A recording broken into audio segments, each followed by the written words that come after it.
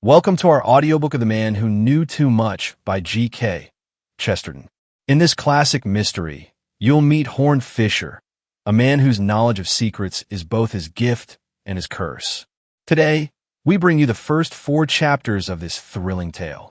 Sit back, relax, and let the story unfold. If you enjoy classic mysteries, don't forget to like, share, and subscribe to our channel for more timeless audiobooks. And feel free to leave a comment. We love hearing from you. Chapter 1: The Face in the Target. Harold March, the rising reviewer and social critic, was walking vigorously across a great tableland of moors and commons, the horizon of which was fringed with the far-off woods of the famous estate of Torwood Park. He was a good-looking young man in tweeds, with very pale curly hair and pale clear eyes. Walking in wind and sun in the very landscape of liberty, he was still young enough to remember his politics and not merely try to forget them. For his errand at Torwood Park was a political one. It was the place of appointment named by no less a person than the Chancellor of the Exchequer, Sir Howard Horne. Then introducing his so-called socialist budget and prepared to expound it in an interview with so promising a penman. Harold March was the sort of man who knows everything about politics and nothing about politicians.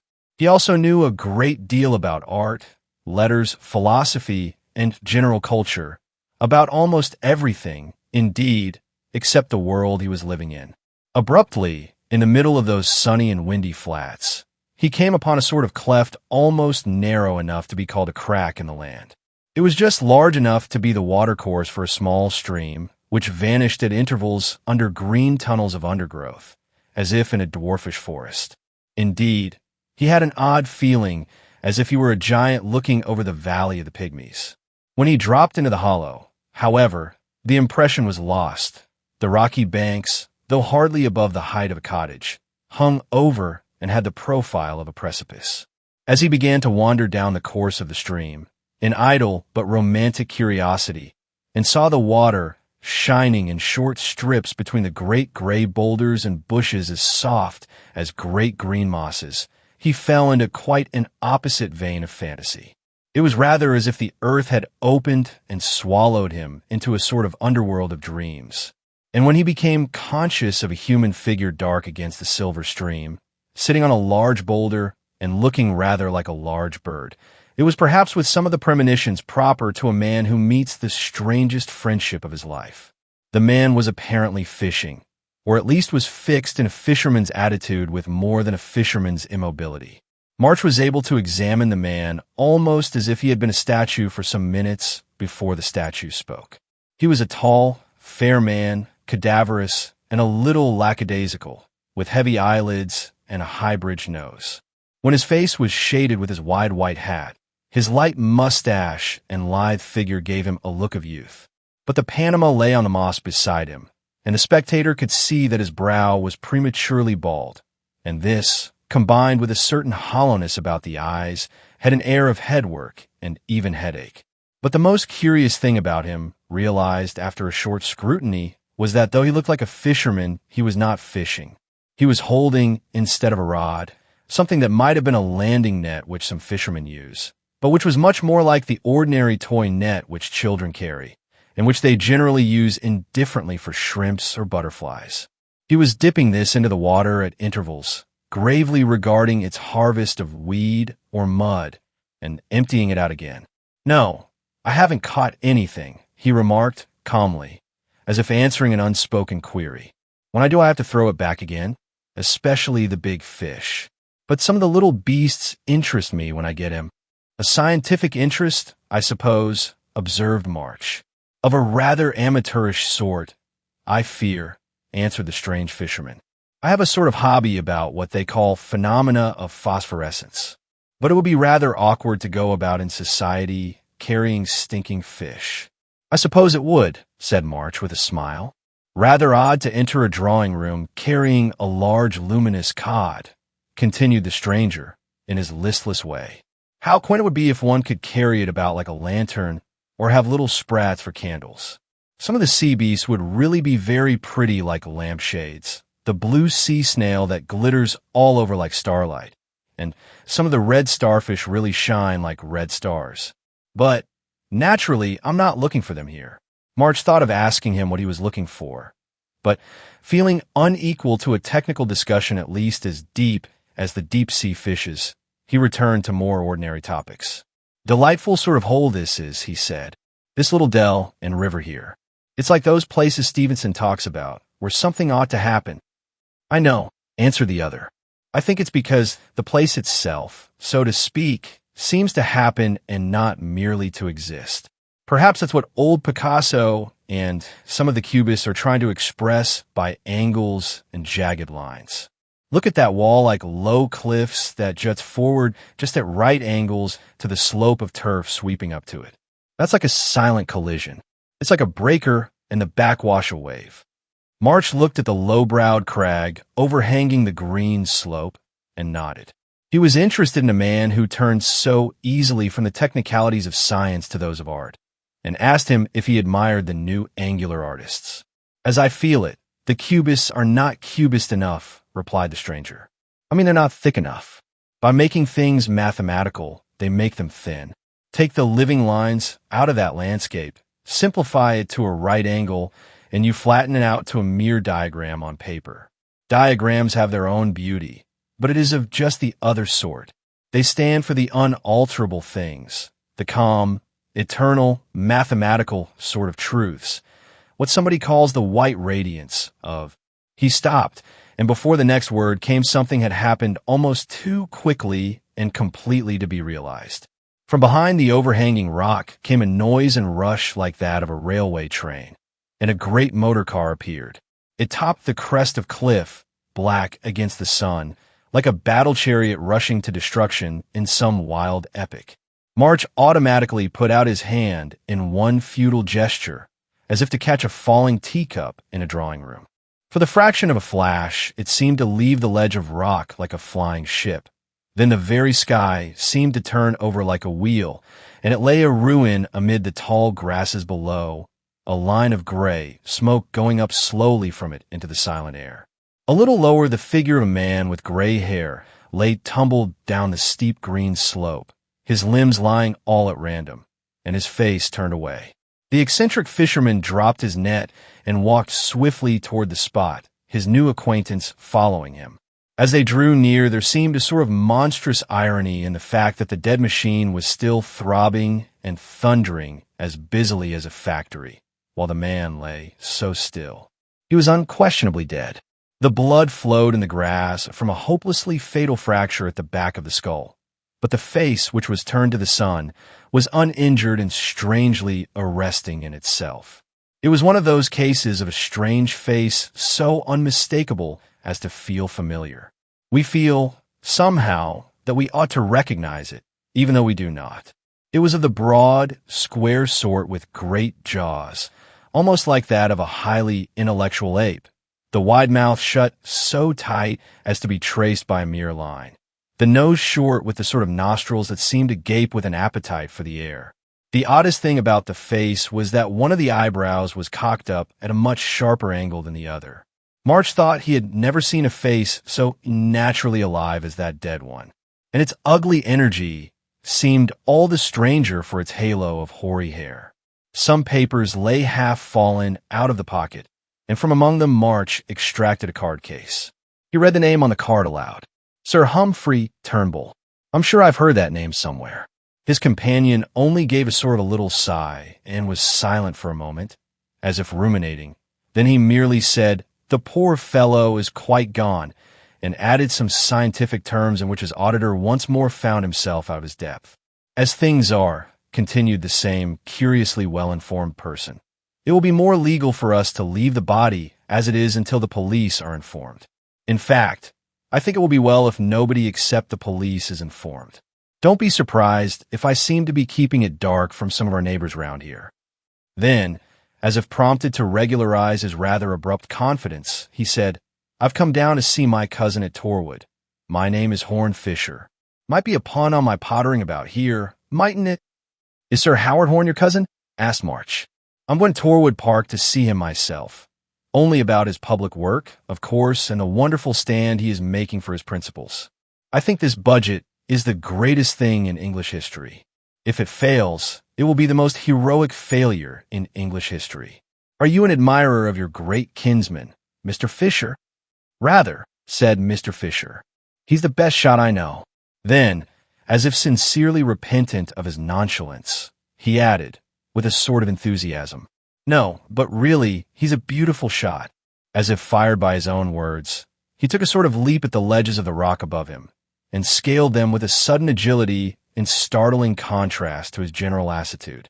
He had stood for some seconds on the headland above, with his aquiline profile under the Panama hat relieved against the sky, and peering over the countryside before his companion had collected himself sufficiently to scramble up after him.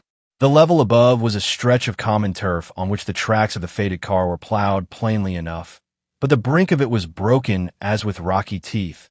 Broken boulders of all shapes and sizes lay near the edge. It was almost incredible that anyone could have deliberately driven into such a death trap, especially in broad daylight. I can't make head or tail of it, said March. Was he blind or blind drunk? Neither, by the look of him, replied the other. Then it was suicide. It doesn't seem a cozy way of doing it, remarked the man called Fisher. Besides, I don't fancy poor old Puggy would commit suicide, somehow. Poor old who? Inquired the wondering journalist. Did you know this unfortunate man? Nobody knew him exactly, replied Fisher with some vagueness. But one knew him, of course. He'd been a terror in his time, in Parliament and the courts, and so on, especially in that row about the aliens who were deported as undesirables, when he wanted one of them hanged for murder. He was so sick about it that he retired from the bench. Since then he mostly motored about by himself. But he was coming to Torwood, too, for the weekend, and I don't see why he should deliberately break his neck almost at the very door. I believe my cousin Howard, was coming down specially to meet him. Torwood Park doesn't belong to your cousin? Inquired March. No, it used to belong to the Winthrops, you know, replied the other. Now a new man's got it. A man from Montreal named Jenkins. Hoggs comes for the shooting. I told you he was a lovely shot. This repeated eulogy on the great social statesman affected Harold March as if somebody had defined Napoleon as a distinguished player of Nap. But he had another half-formed impression struggling in this flood of unfamiliar things, and he brought it to the surface before it could vanish. Jenkins, he repeated. Surely you don't mean Jefferson Jenkins, the social reformer? I mean the man who's fighting for the new cottage estate scheme. It would be as interesting to meet him as any cabinet minister in the world, if you'll excuse my saying so. Yes, Hoggs told him it would have to be cottages, said Fisher. He said the breed of cattle had improved too often, and people were beginning to laugh. And, of course, you must hang a peerage onto something, though the poor chap hasn't got it yet. Hello, here's somebody else. They had started walking in the tracks of the car, leaving it behind them in the hollow, still humming horribly like a huge insect that had killed a man. The tracks took them to the corner of the road, one arm of which went on in the same line toward the distant gates of the park.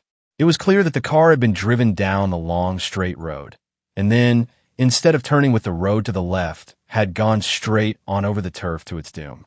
But it was not this discovery that had riveted Fisher's eye, but something even more solid. At the angle of the white road, a dark and solitary figure was standing almost as still as a finger-post. It was that of a big man in rough shooting clothes, bare-headed, and with tousled curly hair that gave him a rather wild look. On a nearer approach, this first more fantastic impression faded. In a full light, the figure took on more conventional colors, as of an ordinary gentleman who happened to have come out without a hat and without very studiously brushing his hair. But the massive stature remained, and something deep and even cavernous about the setting of the eyes redeemed his animal good looks from the commonplace. But March had no time to study the man more closely, for, much to his astonishment, his guide merely observed, "Hello, Jack," and walked past him as if he had indeed been a signpost, and without attempting to inform him of the catastrophe beyond the rocks. It was relatively a small thing, but it was only the first in a string of singular antics on which his new and eccentric friend was leading him. The man they had passed looked after them in rather a suspicious fashion, but Fisher continued serenely on his way along the straight road that ran past the gates of the great estate. "That's John Burke, the traveler," he condescended to explain. "I expect you've heard of him. Shoots big game and all that. Sorry I couldn't stop to introduce you, but I dare say you'll meet him later on." "I know his book, of course," said March, with renewed interest. "That is certainly a fine piece of description about their being only conscious of the closeness of the elephant when the colossal head blocked out the moon." "Yes, young Hockett writes jolly well, I think." "What? Didn't you know Hockett wrote Burke's book for him?" "Burke can't use anything except a gun, and you can't write with that." "Oh, he's genuine enough in his way. You know, as brave as a lion, or a good deal braver by all accounts." "You seem to know all about him," observed March with a rather bewildered laugh, "and about a good many other people." Fisher's bald brow became abruptly corrugated, and a curious expression came into his eyes. "I know too much," he said. "That's what's the matter with me. That's what's the matter with all of us, and the whole show. We know too much.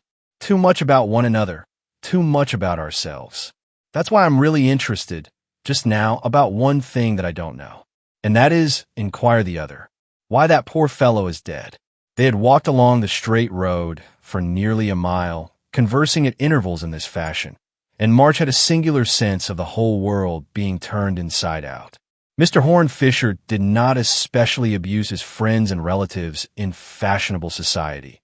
Of some of them he spoke with affection, but they seemed to be an entirely new set of men and women who happened to have the same nerves as the men and women mentioned most often in the newspapers. Yet no fury of revolt could have seemed to him more utterly revolutionary than this cold familiarity. It was like daylight on the other side of stage scenery. They reached the great lodge gates of the park, and, to March's surprise, passed them and continued along the interminable white, straight road. But he was himself too early for his appointment with Sir Howard, and was not disinclined to see the end of his new friend's experiment, whatever it might be. They had long left the moorland behind them, and half the white road was gray in the great shadow of the Torwood pine forests, themselves like gray bars shuttered against the sunshine, and within, amid that clear noon, manufacturing their own midnight. Soon, however, rifts began to appear in them like gleams of colored windows. The trees thinned and fell away as the road went forward, showing the wild, irregular copses in which, as Fisher said, the house party had been blazing away all day. And about 200 yards farther on, they came to the first turn of the road. At the corner stood a sort of decayed inn with the dingy sign of the Grapes. The signboard was dark and indecipherable by now, and hung black against the sky and the gray moorland beyond, about as inviting as a gallows. March remarked that it looked like a tavern for vinegar instead of wine. "A good phrase," said Fisher, "and so it would be if you were silly enough to drink wine in it. But the beer is very good, and so is the brandy." March followed him to the bar parlor with some wonder, and his dim sense of repugnance was not dismissed by the first sight of the innkeeper, who was widely different from the genial innkeepers of romance, a bony man, very silent behind a black mustache, but with black, restless eyes. Taciturn as he was, the investigator succeeded at last in extracting a scrap of information from him, by dint of ordering beer and talking to him persistently and minutely on the subject of motor cars. He evidently regarded the innkeeper as in some singular way an authority on motor cars, as being deep in the secrets of the mechanism, management, and mismanagement of motor cars, holding the man all the time with a glittering "I like the Ancient Mariner." Out of all this rather mysterious conversation, there did emerge at last a sort of admission that one particular motor car, of a given description, had stopped before the inn about an hour before, and that an elderly man had alighted, requiring some mechanical assistance. Asked if the visitor required any other assistance, the innkeeper said shortly that the old gentleman had filled his flask and taken a packet of sandwiches. And with these words the somewhat inhospitable host had walked hastily out of the bar, and they heard him banging doors in the dark interior. Fisher's weary eye wandered round the dusty and dreary inn parlor and rested dreamily on a glass case containing a stuffed bird, with a gun hung on hooks above it, which seemed to be its only ornament. Puggy was a humorist, he observed, at least in his own rather grim style. But it seems rather too grim a joke for a man to buy a packet of sandwiches when he is just going to commit suicide. "If you come to that," answered March, "it isn't very usual for a man to buy a packet of sandwiches when he's just outside the door of a grand house he's going to stop at." "No, no," repeated Fisher, almost mechanically, and then suddenly cocked his eye at his interlocutor with a much livelier expression. "By Jove, that's an idea. You're perfectly right. And that suggests a very queer idea, doesn't it?" There was a silence, and then March started with irrational nervousness as the door of the inn was flung open and another man walked rapidly to the counter. He had struck it with a coin and called out for brandy before he saw the other two guests, who were sitting at a bare wooden table under the window. When he turned about with a rather wild stare, March had yet another unexpected emotion, for his guide hailed the man as Hoggs and introduced him as Sir Howard Horne. He looked rather older than his boyish portraits in the illustrated papers, as is the way of politicians. His flat, fair hair was touched with gray, but his face was almost comically round, with a Roman nose which, when combined with his quick, bright eyes, raised a vague reminiscence of a parrot. He had a cap rather at the back of his head and a gun under his arm. Harold March had imagined many things about his meeting with the great political reformer, but he had never pictured him with a gun under his arm, drinking brandy in a public house. "So you're stopping at Jinks, too," said Fisher. "Everybody seems to be at Jinks." "Yes," replied the Chancellor of the Exchequer. "Jolly good shooting. At least all of it that isn't Jinks shooting. I never knew a chap with such good shooting that was such a bad shot. Mind you, he's a jolly good fellow and all that. I don't say a word against him. But he never learned to hold a gun when he was packing pork or whatever he did. They say he shot the cockade off his own servant's hat. Just like him to have cockades, of course. He shot the weathercock off his own ridiculous gilded summer house.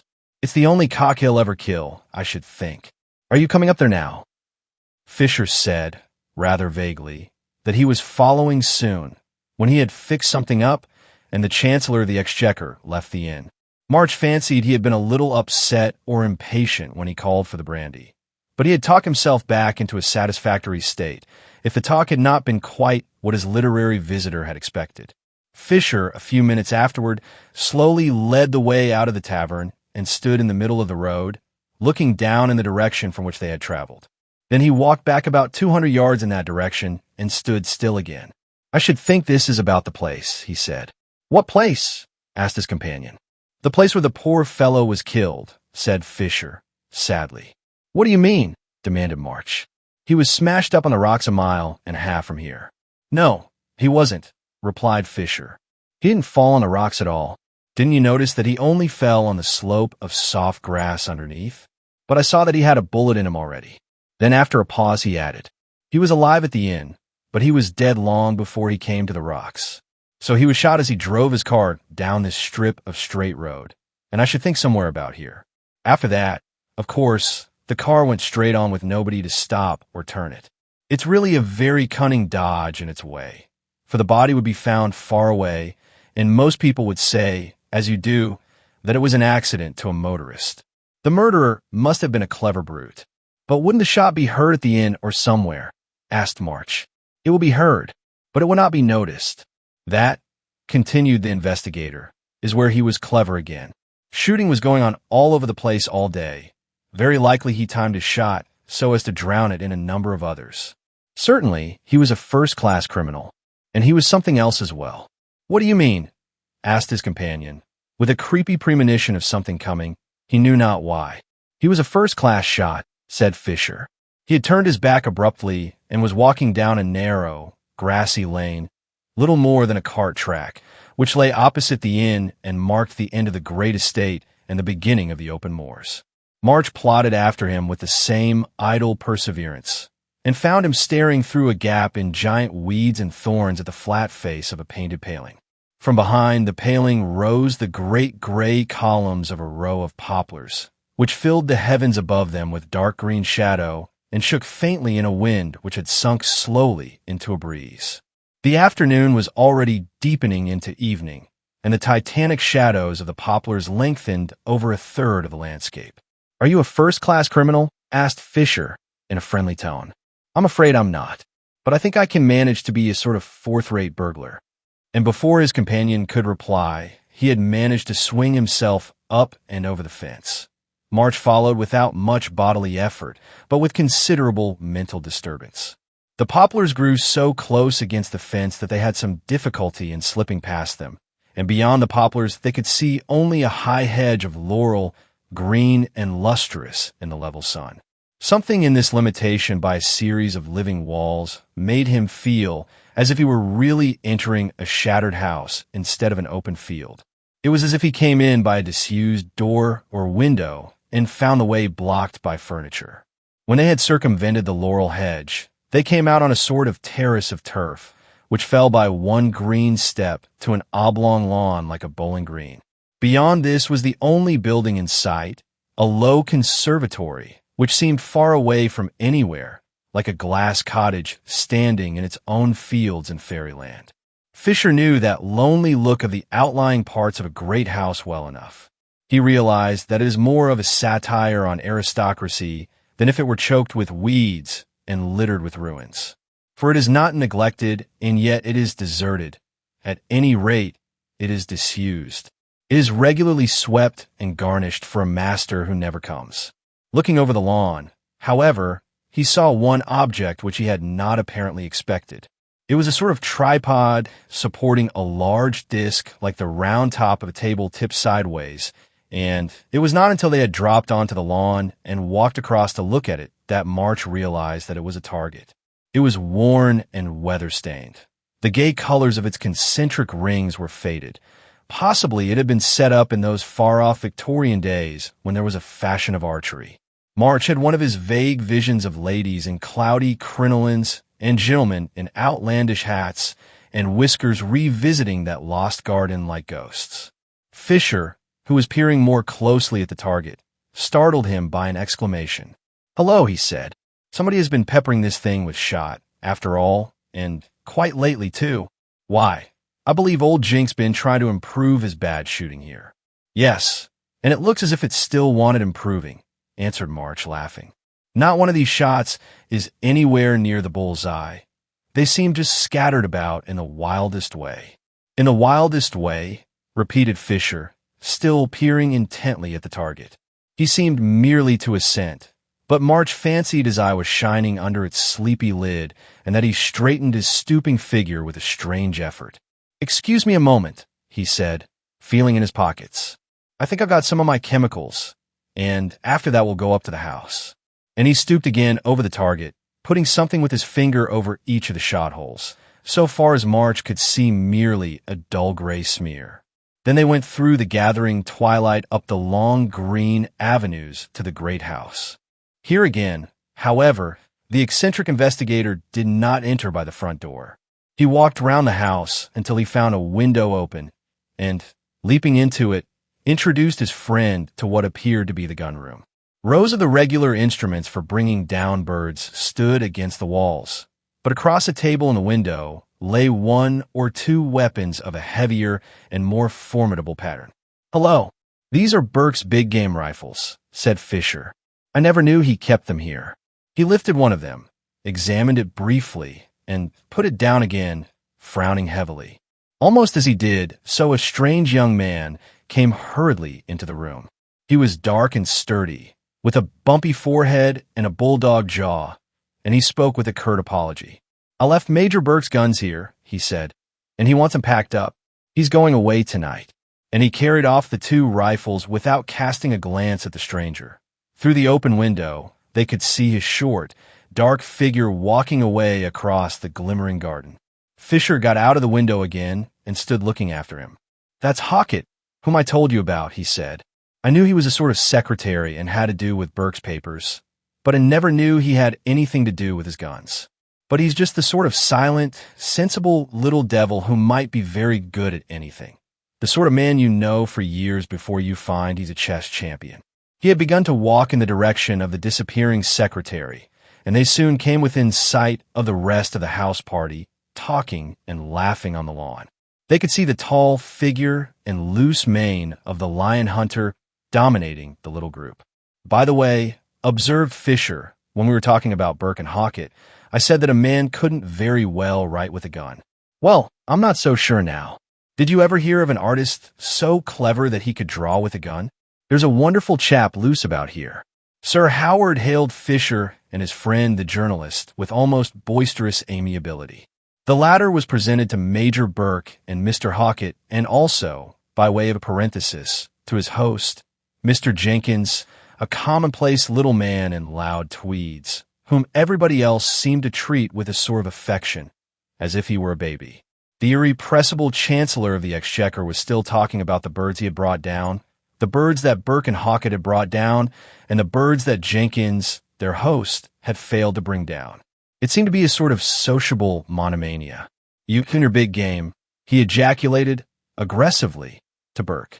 "Why, anybody could shoot big game. You want to be a shot to shoot small game." "Quite so," interposed Horne Fisher. "Now, if only a hippopotamus could fly up in the air out of that bush, or you preserved flying elephants on the estate, why then—" "Why, even Jink might hit that sort of bird," cried Sir Howard, hilariously slapping his host on the back. "Even he might hit a haystack or a hippopotamus." "Look here, you fellows," said Fisher. "I want you to come along with me for a minute and shoot at something else. Not a hippopotamus. Another kind of queer animal I've found on the estate. It's an animal with 3 legs and 1 eye, and it's all the colors of the rainbow." "What the deuce are you talking about?" asked Burke. "You come along and see," replied Fisher, cheerfully. "Such people seldom reject anything nonsensical, for they're always seeking for something new." They gravely rearmed themselves in the gun-room and trooped along at the tail of their guide, Sir Howard only pausing, in a sort of ecstasy, to point out the celebrated gilt summer-house on which the gilt weathercock still stood crooked. It was dusk turning to dark by the time they reached the remote green by the poplars and accepted the new and aimless game of shooting at the old mark. The last light seemed to fade from the lawn, and the poplars against the sunset were like great plumes upon a purple hearse, when the feudal procession finally curved round and came out in front of the target. Sir Howard again slapped his host on the shoulder, shoving him playfully forward to take the first shot. The shoulder and arm he touched seemed unnaturally stiff and angular. Mr. Jenkins was holding his gun in an attitude more awkward than any that his satiric friends had seen or expected.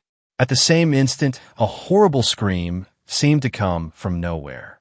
It was so unnatural and so unsuited to the scene that it might have been made by some inhuman thing flying on wings above them or eavesdropping in the dark woods beyond. But Fisher knew that it had started and stopped on the pale lips of Jefferson Jenkins, of Montreal, and no one at that moment catching sight of Jefferson Jenkins's face would have complained that it was commonplace. The next moment, a torrent of guttural but good-humored oaths came from Major Burke as he and the 2 other men saw what was in front of them. The target stood up in the dim grass like a dark goblin grinning at them, and it was literally grinning. It had 2 eyes like stars, and in similar livid points of light were picked out the 2 upturned and open nostrils and the 2 ends of the wide and tight mouth. A few white dots above each eye indicated the hoary eyebrows, and one of them ran upward almost erect. It was a brilliant caricature done in bright dotted lines, and March knew of whom. It shone in the shadowy grass, smeared with sea fire as if one of the submarine monsters had crawled into the twilight garden, but it had the head of a dead man. "It's only luminous paint," said Burke. "Old Fisher's been having a joke with that phosphorescent stuff of his. Seems to be meant for old Puggy," observed Sir Howard. "Hits him off very well." With that they all laughed, except Jenkins. When they had all done, he made a noise like the first effort of an animal to laugh, and Horne Fisher suddenly strode across to him and said, "Mr. Jenkins, I must speak to you at once in private." It was by the little watercourse in the moors on the slope under the hanging rock that March met his new friend Fisher, by appointment, shortly after the ugly and almost grotesque scene that had broken up the group in the garden. "It was a monkey trick of mine," observed Fisher gloomily, putting phosphorus on the target, but the only chance to make him jump was to give him the horrors suddenly. And when he saw the face he'd shot at shining on the target he practiced on, all lit up with an infernal light, he did jump. Quite enough for my own intellectual satisfaction. "I'm afraid I don't quite understand even now," said March, "exactly what he did or why he did it."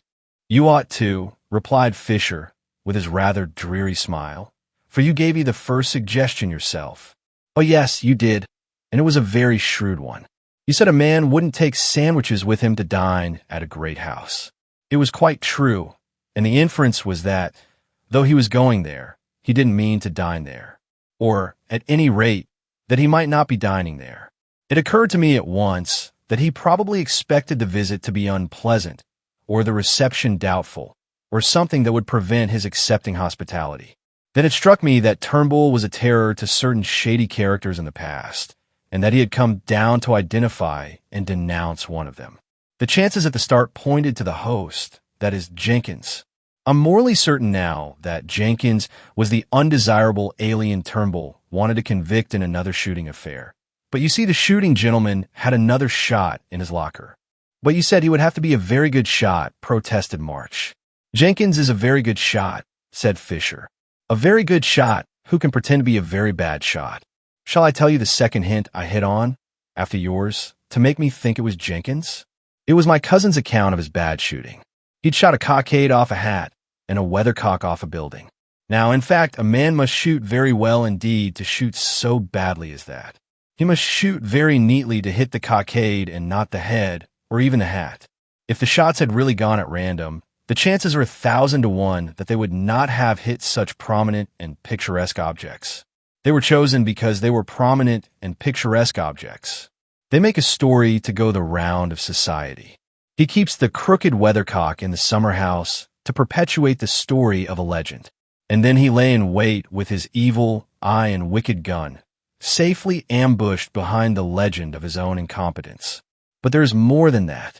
There's the summer house itself. I mean, there's the whole thing. There's all that Jenkins gets chaffed about, the gilding and the gaudy colors, and all the vulgarity that's supposed to stamp him as an upstart. Now, as a matter of fact, upstarts generally don't do this. God knows there's enough of him in society, and one knows him well enough. And this is the very last thing they do. They're generally only too keen to know the right thing and do it, and they instantly put themselves body and soul into the hands of art decorators and art experts who do the whole thing for them. There's hardly another millionaire alive who has the moral courage to have a gilt monogram on a chair like that one in the gun room. For that matter, there's the name as well as the monogram. Names like Tompkins and Jenkins and Jinx are funny without being vulgar. I mean, they're vulgar without being common. If you prefer it, they're commonplace without being common. They're just the names to be chosen to look ordinary, but they're really rather extraordinary. Do you know many people called Tompkins? It's a good deal rarer than Talbot. It's pretty much the same with the comic clothes of the parvenu. Jenkins dresses like a character in Punch, but that's because he is a character in Punch. I mean, he's a fictitious character. He's a fabulous animal. He doesn't exist. Have you ever considered what it must be like to be a man who doesn't exist? I mean, to be a man with a fictitious character that he has to keep up at the expense not merely of personal talents. To be a new kind of hypocrite hiding a talent in a new kind of napkin. This man has chosen his hypocrisy very ingeniously. It was really a new one. A subtle villain has dressed up as a dashing gentleman and a worthy businessman and a philanthropist and a saint, but the loud checks of a comical little cad were really rather a new disguise. But the disguise must be very irksome to a man who can really do things. This is a dexterous little cosmopolitan gutter snipe who could do scores of things, not only shoot but draw and paint, and probably play the fiddle. Now a man like that may find the hiding of his talents useful, but he could never help wanting to use them where they were useless. If he can draw, he will draw absent-mindedly on blotting paper.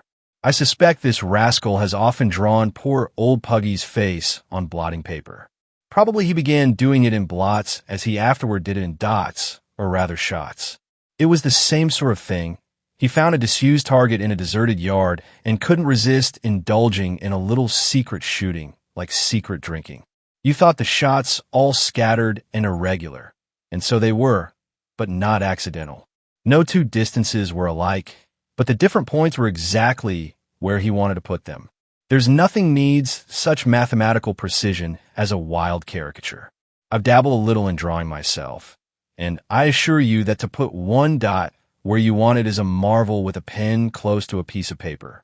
It was a miracle to do it across a garden with a gun.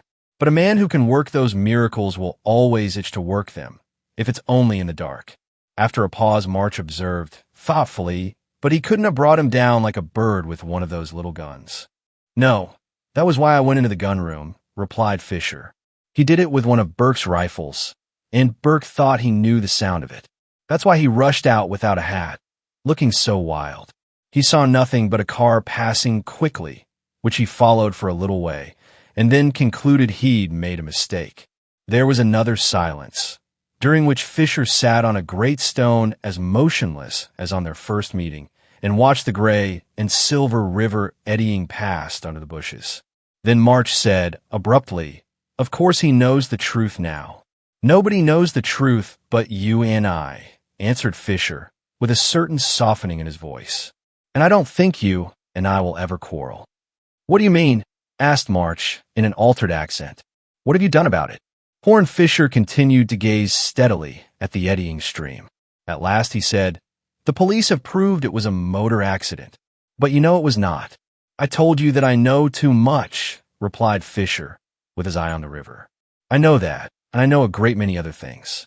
I know the atmosphere and the way the whole thing works. I know this fellow has succeeded in making himself something incurably commonplace and comic. I know you can't get up a persecution of Old Toole or Little Titch. If I were to tell Hoggs or Hawkett that Old Jink was an assassin, they would almost die of laughter before my eyes. Oh, I don't say their laughter's quite innocent, though it's genuine in its way. They want Old Jink, and they couldn't do without him. I don't say I'm quite innocent. I like Hoggs. I don't want him to be down and out. And he'd be done for if Jink can't pay for his coronet. They were devilish near the line at the last election. But the only real objection to it is that it's impossible. Nobody would believe it. It's not in the picture. The crooked weathercock would always turn it into a joke. "Don't you think this is infamous?" asked March quietly. "I think a good many things," replied the other.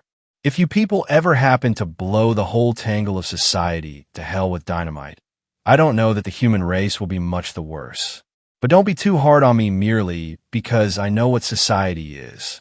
That's why I moon away my time over things like stinking fish." There was a pause as he settled himself down again by the stream, and then he added, "I told you before I had to throw back the big fish." Chapter 2, The Vanishing Prince. This tale begins among a tangle of tales round a name that is at once recent and legendary.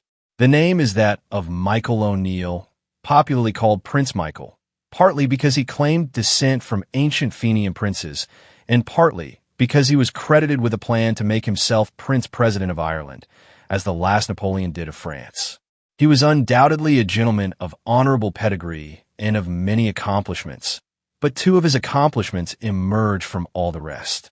He had a talent for appearing when he was not wanted and a talent for disappearing when he was wanted, especially when he was wanted by the police. It may be added that his disappearances were more dangerous than his appearances.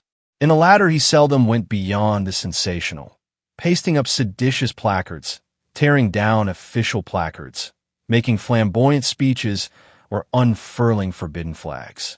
But in order to effect the former, he would sometimes fight for his freedom with startling energy, from which men were sometimes lucky to escape with a broken head instead of a broken neck. His most famous feats of escape, however, were due to dexterity and not to violence. On a cloudless summer morning, he had come down a country road white with dust, and, pausing outside a farmhouse, had told the farmer's daughter, with elegant indifference, that the local police were in pursuit of him. The girl's name was Bridget Royce, a somber and even sullen type of beauty, and she looked at him darkly, as if in doubt, and said, "Do you want me to hide you?" Upon which he only laughed, leaped lightly over the stone wall, and strode toward the farm, merely throwing over his shoulder the remark, "Thank you, I have generally been quite capable of hiding myself." In which proceeding he acted with a tragic ignorance of the nature of women, and there fell on his path in that sunshine a shadow of doom. While he disappeared through the farmhouse, the girl remained for a few moments looking up the road, and two perspiring policemen came plowing up to the door where she stood. Though still angry, she was still silent, and a quarter of an hour later the officers had searched the house and were already inspecting the kitchen garden and cornfield behind it. In the ugly reaction of her mood, she might have been tempted even to point out the fugitive, but for a small difficulty that she had no more notion than the policeman had of where he could possibly have gone. The kitchen garden was enclosed by a very low wall, and the cornfield beyond lay aslant, like a square patch on a great green hill on which it could still have been seen even as a dot in the distance. Everything stood solid in its familiar place. The apple tree was too small to support or hide a climber. The only shed stood open and obviously empty. There was no sound save the droning of summer flies and the occasional flutter of a bird unfamiliar enough to be surprised by the scarecrow in the field. There was scarcely a shadow, save a few blue lines that fell from the thin tree. Every detail was picked out by the brilliant daylight, as if in a microscope. The girl described the scene later, with all the passionate realism of her race, and, whether or no the policeman had a similar eye for the picturesque, they had at least an eye for the facts of the case, and were compelled to give up the chase and retire from the scene. Bridget Royce remained as if in a trance, staring at the sunlit garden in which a man had just vanished like a fairy. She was still in a sinister mood, and the miracle took in her mind a character of unfriendliness and fear, as if the fairy were decidedly a bad fairy. The sun upon the glittering garden depressed her more than the darkness, but she continued to stare at it. Then the world itself went half-witted, and she screamed. The scarecrow moved in the sunlight. It had stood with its back to her in a battered old black hat and a tattered garment, and with all its tatters flying, it strode away across the hill.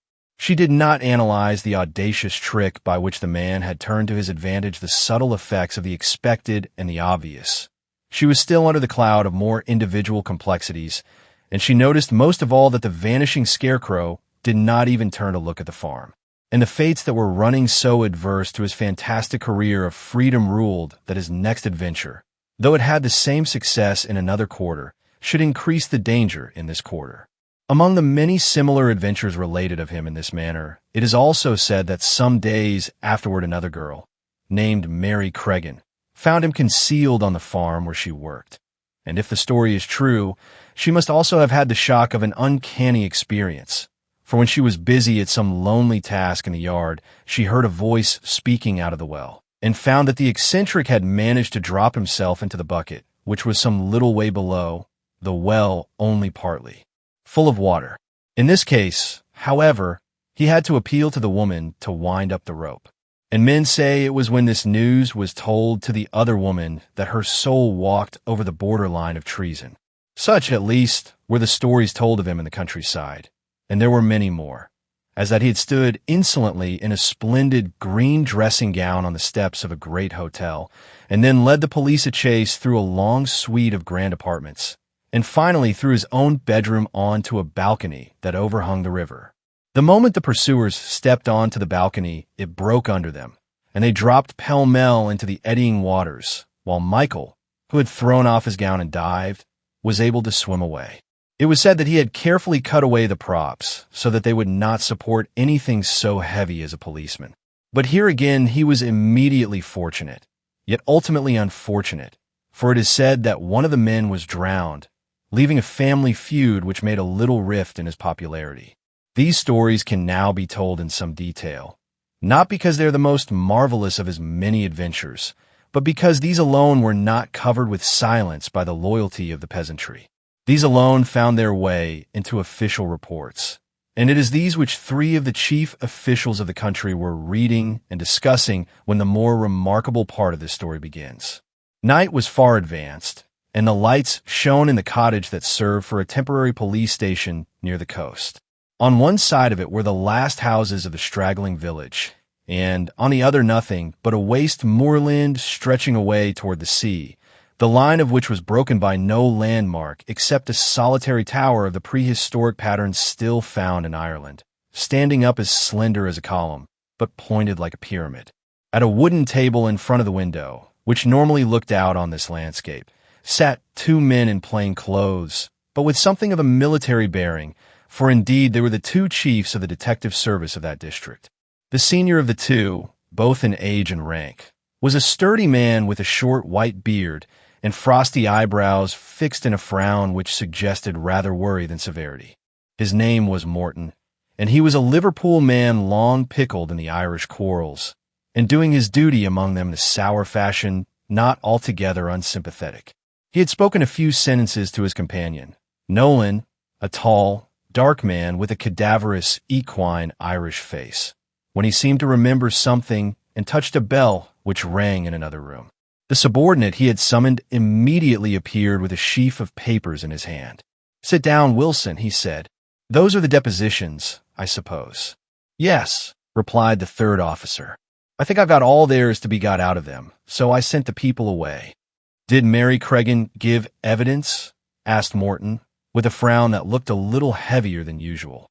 "No, but her master did," answered the man called Wilson, who had flat, red hair and a plain, pale face, not without sharpness. "I think he's hanging round the girl himself, and is out against a rival. There's always some reason of that sort when we are told the truth about anything, and you bet the other girl told right enough." "Well, let's hope there'll be some sort of use," remarked Nolan, in a somewhat hopeless manner, gazing out into the darkness. "Anything is to the good," said Morton. "That lets us know anything about him." "Do we know anything about him?" asked the melancholy Irishman. "We know one thing about him," said Wilson, "and it's the one thing that nobody ever knew before. We know where he is." "Are you sure?" inquired Morton, looking at him sharply. "Quite sure," replied his assistant. "At this very minute, he is in that tower over there by the shore. If you go near enough, you'll see the candle burning in the window." As he spoke, the noise of a horn sounded on the road outside, and a moment after they heard the throbbing of a motor car brought to a standstill before the door. Morton instantly sprang to his feet. "Thank the Lord that's the car from Dublin," he said. "I can't do anything without special authority, not if he were sitting on the top of the tower and putting out his tongue at us. But the chief can do what he thinks best." He hurried out to the entrance and was soon exchanging greetings with a big handsome man in a fur coat, who brought into the dingy little station the indescribable glow of the great cities and the luxuries of the great world. For this was Sir Walter Carey, an official of such eminence in Dublin Castle that nothing short of the case of Prince Michael would have brought him on such a journey in the middle of the night. But the case of Prince Michael, as it happened, was complicated by legalism as well as lawlessness. On the last occasion, he had escaped by a forensic quibble and not, as usual, by a private escapade, and it was a question whether at the moment he was amenable to the law or not. It might be necessary to stretch a point, but a man like Sir Walter could probably stretch it as far as he liked. Whether he intended to do so was a question to be considered. Despite the almost aggressive touch of luxury in the fur coat, it soon became apparent that Sir Walter's large leonine head was for use as well as ornament, and he considered the matter soberly and sanely enough. 5 chairs were set round the plain deal table, for who should Sir Walter bring with him but his young relative and secretary, Horne Fisher? Sir Walter listened with grave attention, and his secretary with polite boredom, to the string of episodes by which the police had traced the flying rebel from the steps of the hotel to the solitary tower beside the sea.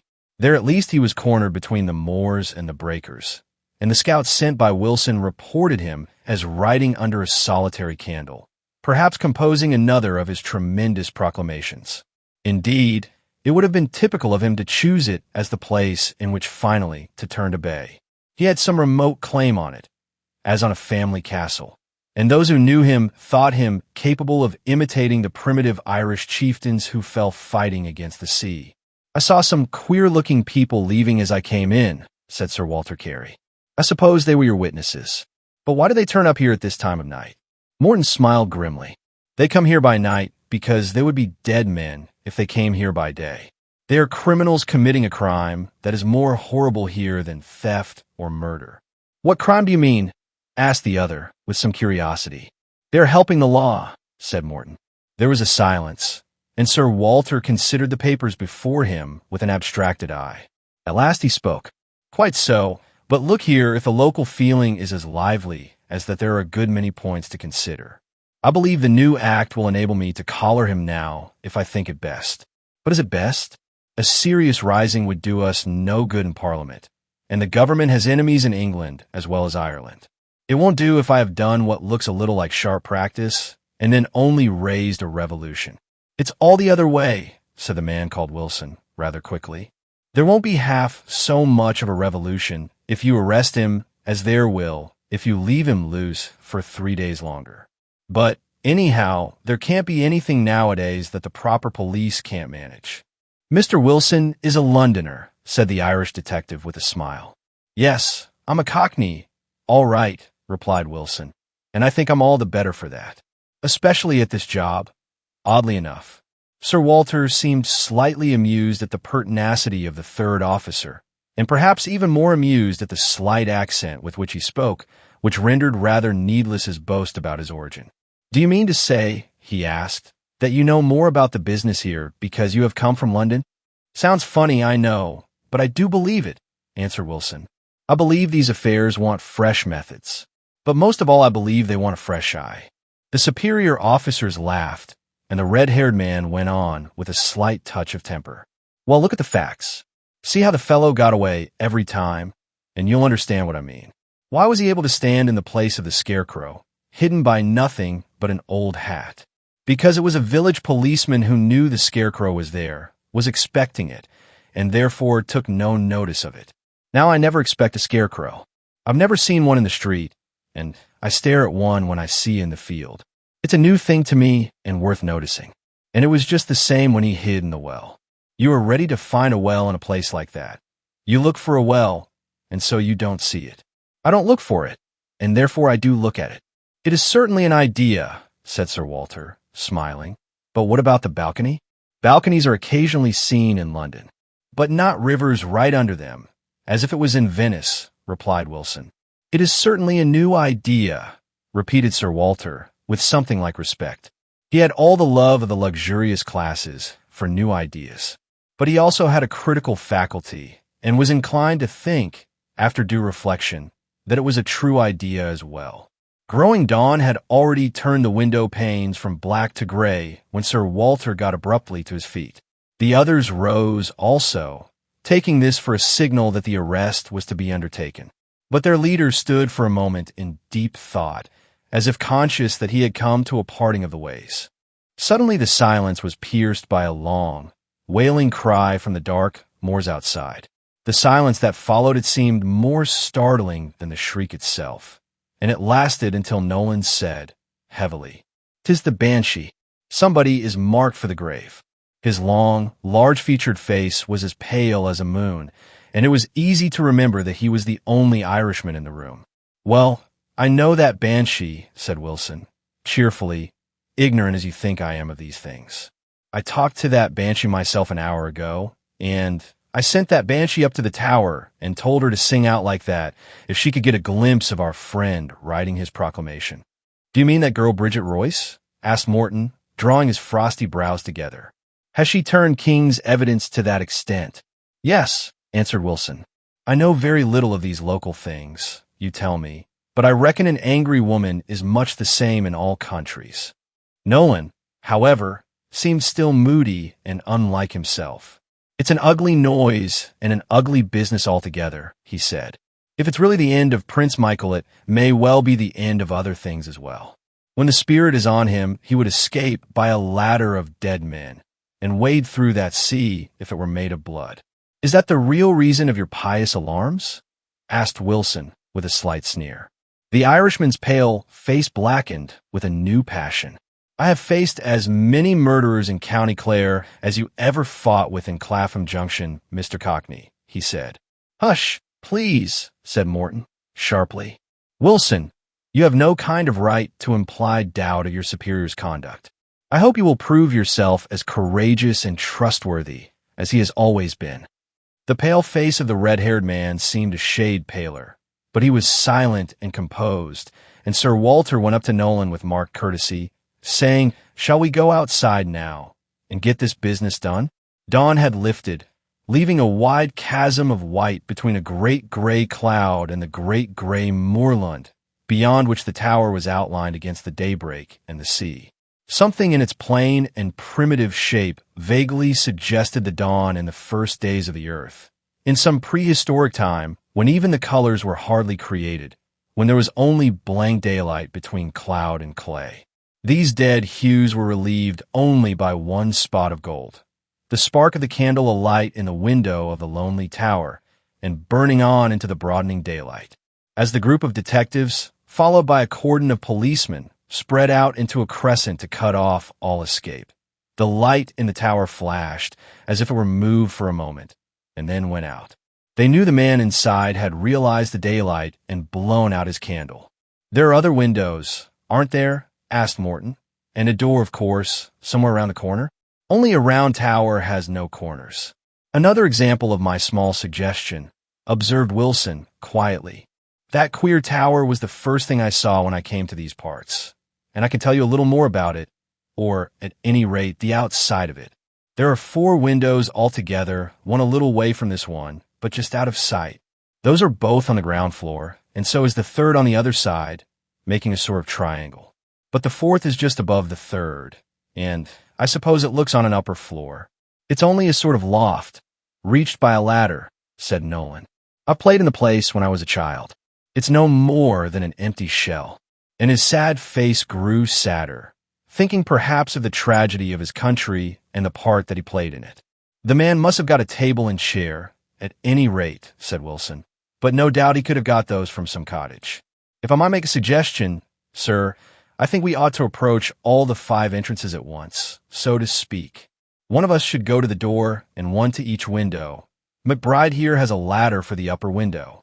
Mr. Horne Fisher languidly turned to his distinguished relative and spoke for the first time. "I am rather a convert to the Cockney school of psychology," he said in an almost inaudible voice.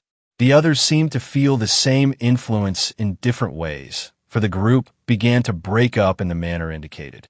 Morton moved toward the window immediately in front of them, where the hidden outlaw had just snuffed the candle. Nolan a little farther westward to the next window, while Wilson, followed by McBride with the ladder, went round to the 2 windows at the back.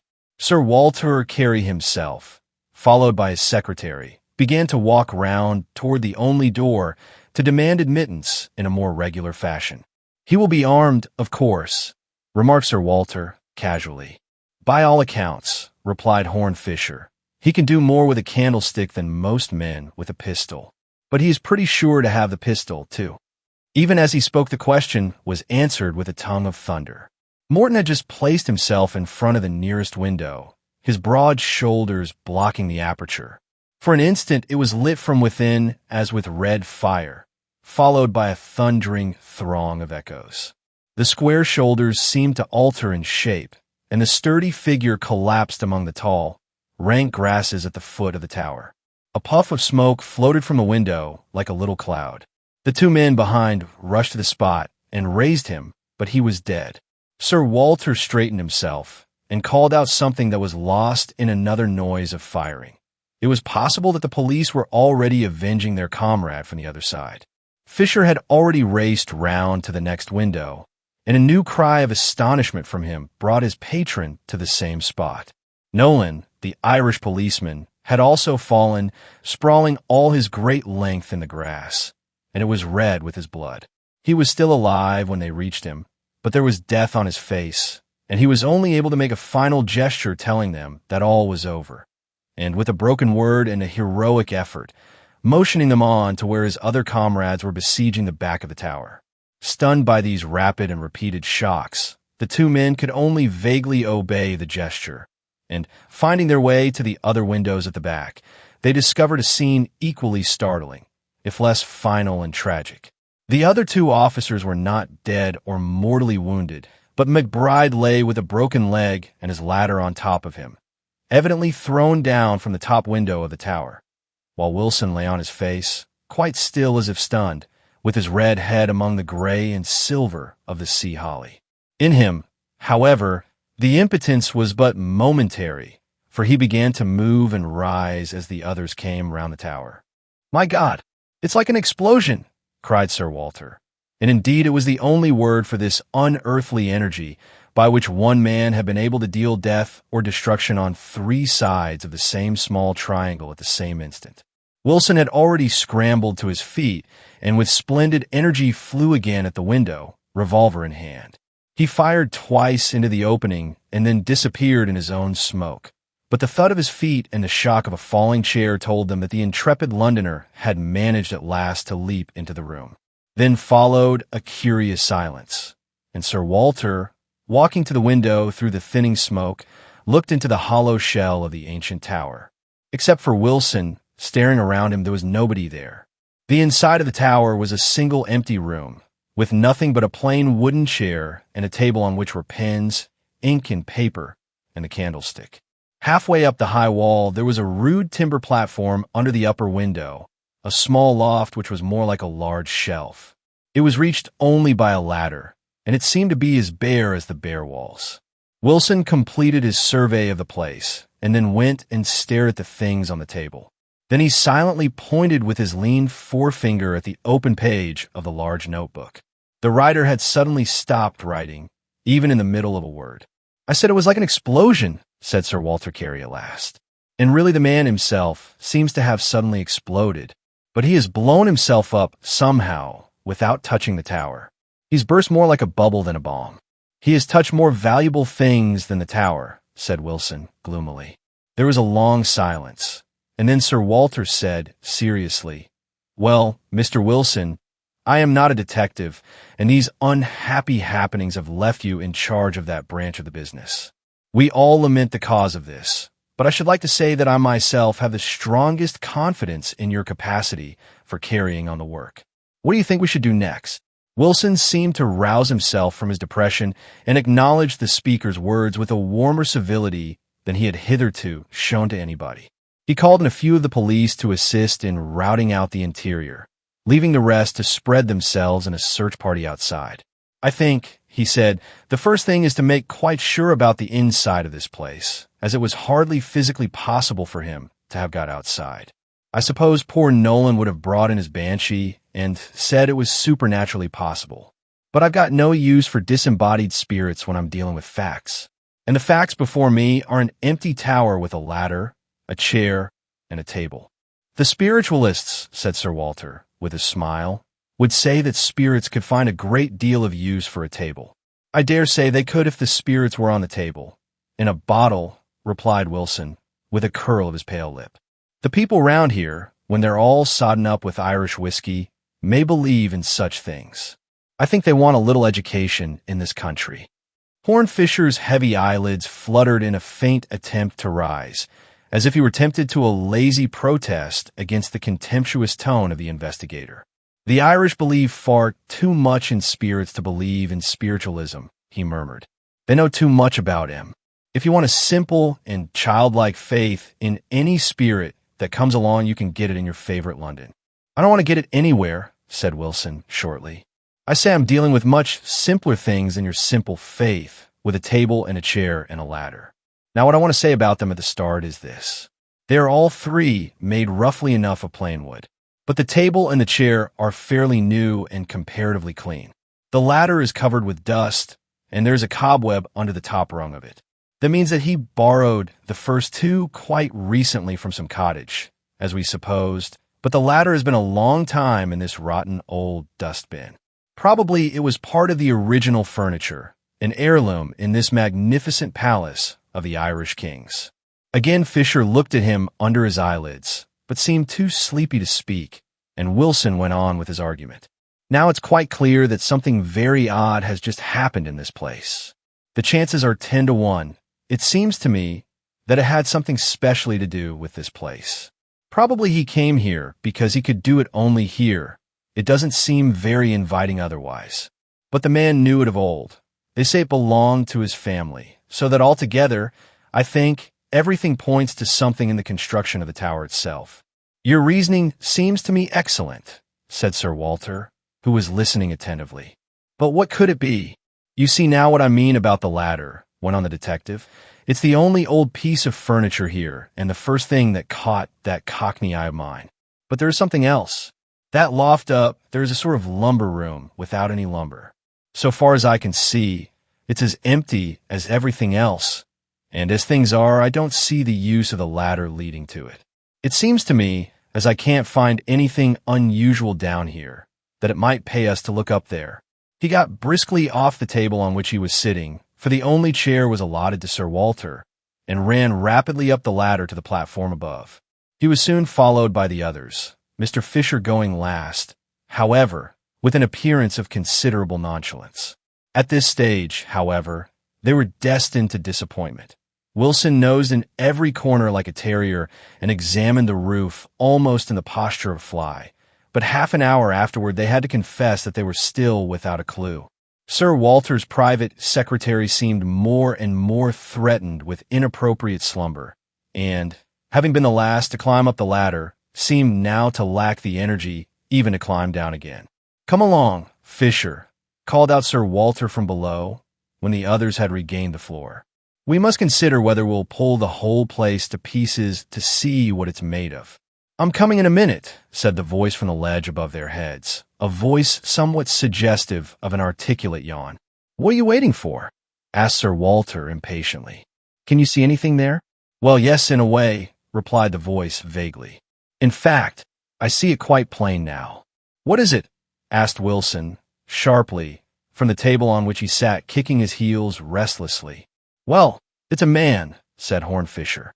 Wilson bounded off the table as if he had been kicked off it. "What do you mean?" he cried. "How can you possibly see a man?" "I can see him through the window," replied the secretary mildly. "I see him coming across the moor. He's making a beeline across the open country toward this tower. He evidently means to pay us a visit, and, considering who it seems to be, perhaps it would be more polite if we were all at the door to receive him." And in a leisurely manner the secretary came down the ladder. "Who it seems to be?" repeated Sir Walter in astonishment. "Well, I think it's the man you call Prince Michael," observed Mr. Fisher airily. "In fact, I'm sure it is. I've seen the police portraits of him." There was a dead silence, and Sir Walter's usually steady brain seemed to go round like a windmill. "But, hang it all," he said at last, "even supposing his own explosion could have thrown him half a mile away without passing through any of the windows, and left him alive enough for a country walk. Even then, why the devil should he walk in this direction? The murderer does not generally revisit the scene of his crime so rapidly as all that." "He doesn't know yet that it is the scene of his crime," answered Horne Fisher. "What on earth do you mean? You credit him with rather singular absence of mind." "Well, the truth is, it isn't the scene of his crime," said Fisher, and went and looked out of the window. There was another silence, and then Sir Walter said quietly, "What sort of notion have you really got in your head, Fisher? Have you developed a new theory about how this fellow escaped out of the ring round him?" "He never escaped at all," answered the man at the window, without turning round. "He never escaped out of the ring because he was never inside the ring. He was not in this tower at all, at least not when we were surrounding it." He turned and leaned back against the window, but in spite of his usual listless manner, they almost fancied that the face in shadow was a little pale. "I began to guess something of the sort when we were some way from the tower," he said. "Did you notice that sort of flash or flicker the candle gave before it was extinguished? I was almost certain it was only the last leap to flame gives when a candle burns itself out. And then I came into this room, and I saw that." He pointed at the table, and Sir Walter caught his breath with a sort of curse at his own blindness. For the candle in the candlestick had obviously burned itself away to nothing and left him, mentally, at least, very completely in the dark. "Then there is a sort of mathematical question," went on Fisher, leaning back in his limp way and looking up at the bare walls, as if tracing imaginary diagrams there. "It's not so easy for a man in the third angle to face the other two at the same moment, especially if they are at the base of an isosceles.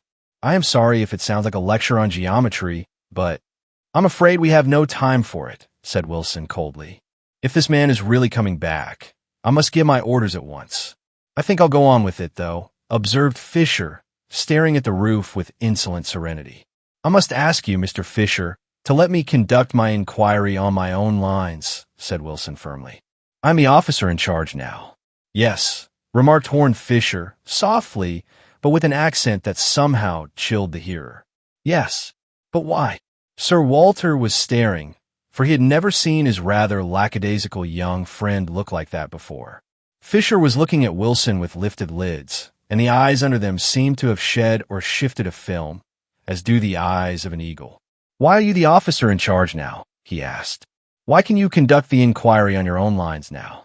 How did it come about, I wonder, that the elder officers are not here to interfere with anything you do?" Nobody spoke, and nobody can say how soon anyone would have collected his wits to speak when a noise came from without. It was the heavy and hollow sound of a blow upon the door of the tower, and to their shaken spirits it sounded strangely like the hammer of doom. The wooden door of the tower moved on its rusty hinges under the hand that struck it, and Prince Michael came into the room. Nobody had the smallest doubt about his identity. His light clothes, though frayed with his adventures, were of fine and almost foppish cut, and he wore a pointed beard, or imperial, perhaps as a further reminiscence of Louis Napoleon. But he was a much taller and more graceful man than his prototype. Before anyone could speak, he had silenced everyone for an instant with a slight but splendid gesture of hospitality. "Gentlemen," he said, "this is a poor place now, but you are heartily welcome." Wilson was the first to recover, and he took a stride toward the newcomer. "Michael O'Neill, I arrest you in the King's name for the murder of Francis Morton and James Nolan. It is my duty to warn you." "No, no, Mr. Wilson," cried Fisher suddenly. "You shall not commit a third murder." Sir Walter Carey rose from his chair, which fell over with a crash behind him. "What does all this mean?" he called out in an authoritative manner. "It means," said Fisher, "that this man, Hooker Wilson, as soon as he had put his head in at that window, killed his two comrades who had put their heads in at the other windows by firing across the empty room. That is what it means. And if you want to know, count how many times he is supposed to have fired, and then count the charges left in his revolver." Wilson, who was still sitting on the table, abruptly put a hand out for the weapon that lay beside him. But the next movement was the most unexpected of all, for the prince, standing in the doorway, passed suddenly from the dignity of a statue to the swiftness of an acrobat, and rent the revolver out of the detective's hand. "You dog!" he cried. "So you're the type of English truth, as I am of Irish tragedy. You who come to kill me, wading through the blood of your brethren.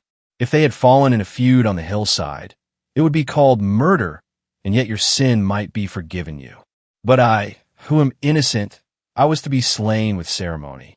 There would be long speeches and patient judges listening to my vain plea of innocence, noting down my despair and disregarding it. Yes, that is what I call assassination. But killing may be no murder. There is one shot left in this little gun, and I know where it should go." Wilson turned quickly on the table, and even as he turned, he twisted in agony, for Michael shot him through the body where he sat, so that he tumbled off the table like lumber. The police rushed to lift him. Sir Walter stood speechless, and then, with a strange and weary gesture, Horne Fisher spoke. "You are indeed a type of the Irish tragedy," he said. "You were entirely in the right, and you have put yourself in the wrong." The prince's face was like marble for a space, then there dawned in his eyes a light not unlike that of despair. He laughed suddenly and flung the smoking pistol on the ground. "I am indeed in the wrong," he said. "I have committed a crime that may justly bring a curse on me and my children." Horne Fisher did not seem entirely satisfied with this very sudden repentance. He kept his eyes on the man and only said, in a low voice, "What crime do you mean?" "I have helped English justice," replied Prince Michael. "I have avenged your king's officers. I have done the work of his hangman. For that truly I deserve to be hanged." And he turned to the police with a gesture that did not so much surrender to them, but rather command them to arrest him. This was the story that Horne Fisher told to Harold March, the journalist, many years after, in a little but luxurious restaurant near Piccadilly. He had invited March to dinner some time after the affair he called the face in the target, and the conversation had naturally turned on that mystery, and afterward on earlier memories of Fisher's life and the way in which he was led to study such problems as those of Prince Michael. Horne Fisher was 15 years older. His thin hair had faded to frontal baldness, and his long, thin hands dropped less with affectation and more with fatigue. And he told the story of the Irish adventure of his youth, because it recorded the first occasion on which he had ever come in contact with crime, or discovered how darkly and how terribly crime can be entangled with law. "Hooker Wilson was the first criminal I ever knew, and he was a policeman," explained Fisher, twirling his wineglass. And all my life has been a mixed-up business of a sort. He was a man of very real talent, and perhaps genius, and well worth studying, both as a detective and a criminal. His white face and red hair were typical of him, for he was one of those who are cold and yet on fire for fame. And he could control anger, but not ambition. He swallowed the snubs of his superiors in that first quarrel, though he boiled with resentment. But when he suddenly saw the two heads dark against the dawn and framed in the two windows, he could not miss the chance, not only of revenge, but of the removal of the two obstacles to his promotion.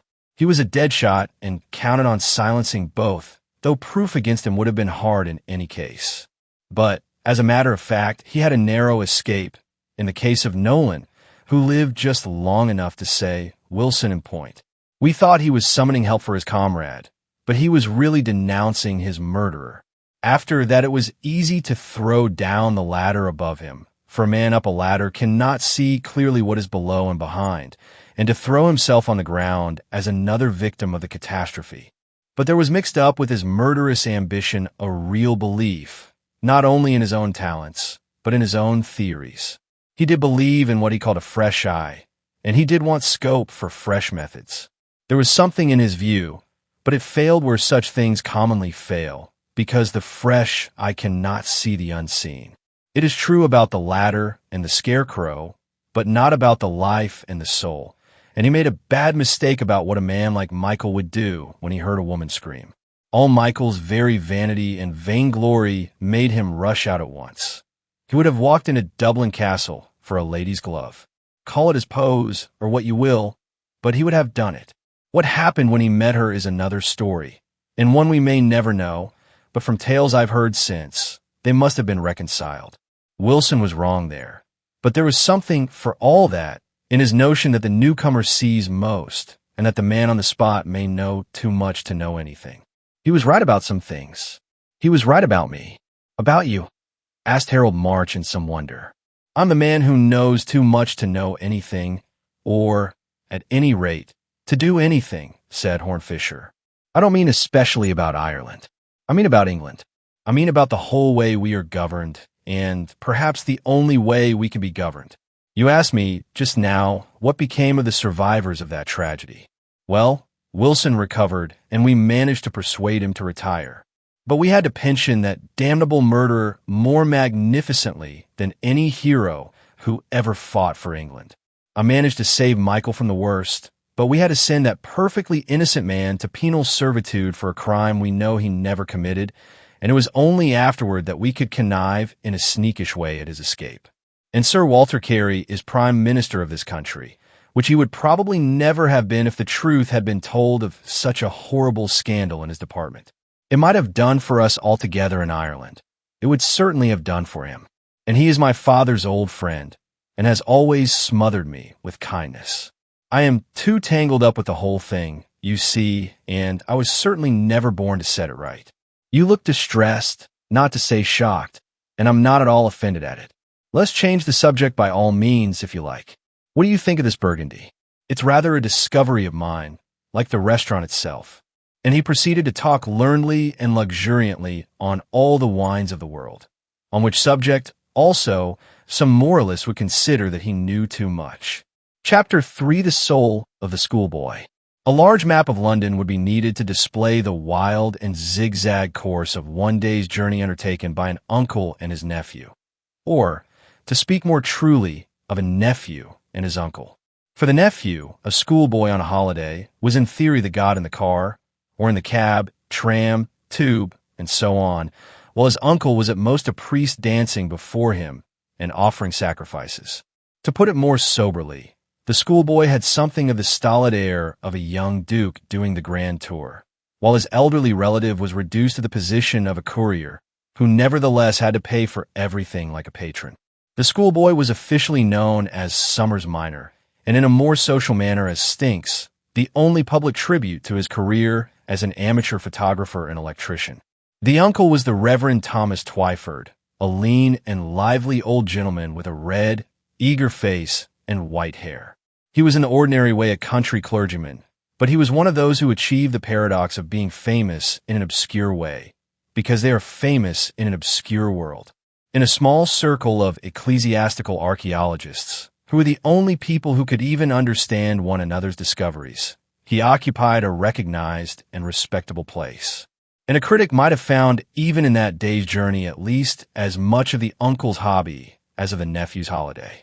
His original purpose had been wholly paternal and festive. But, like many other intelligent people, he was not above the weakness of playing with a toy to amuse himself, on the theory that it would amuse a child. His toys were crowns and mitres and croziers and swords of state, and he had lingered over them, telling himself that the boy ought to see all the sights of London. And at the end of the day, after a tremendous tea, he rather gave the game away by winding up with a visit in which hardly any human boy could be conceived as taking an interest. An underground chamber supposed to have been a chapel, recently excavated on the north bank of the Thames, and containing literally nothing whatever but one old silver coin. But the coin, to those who knew, was more solitary and splendid than the coiner. It was Roman, and was said to bear the head of St. Paul, and round it raged the most vital controversies about the ancient British Church. It could hardly be denied, however, that the controversies left Somers Minor comparatively cold. Indeed, the things that interested Somers Minor, and the things that did not interest him, had mystified and amused his uncle for several hours.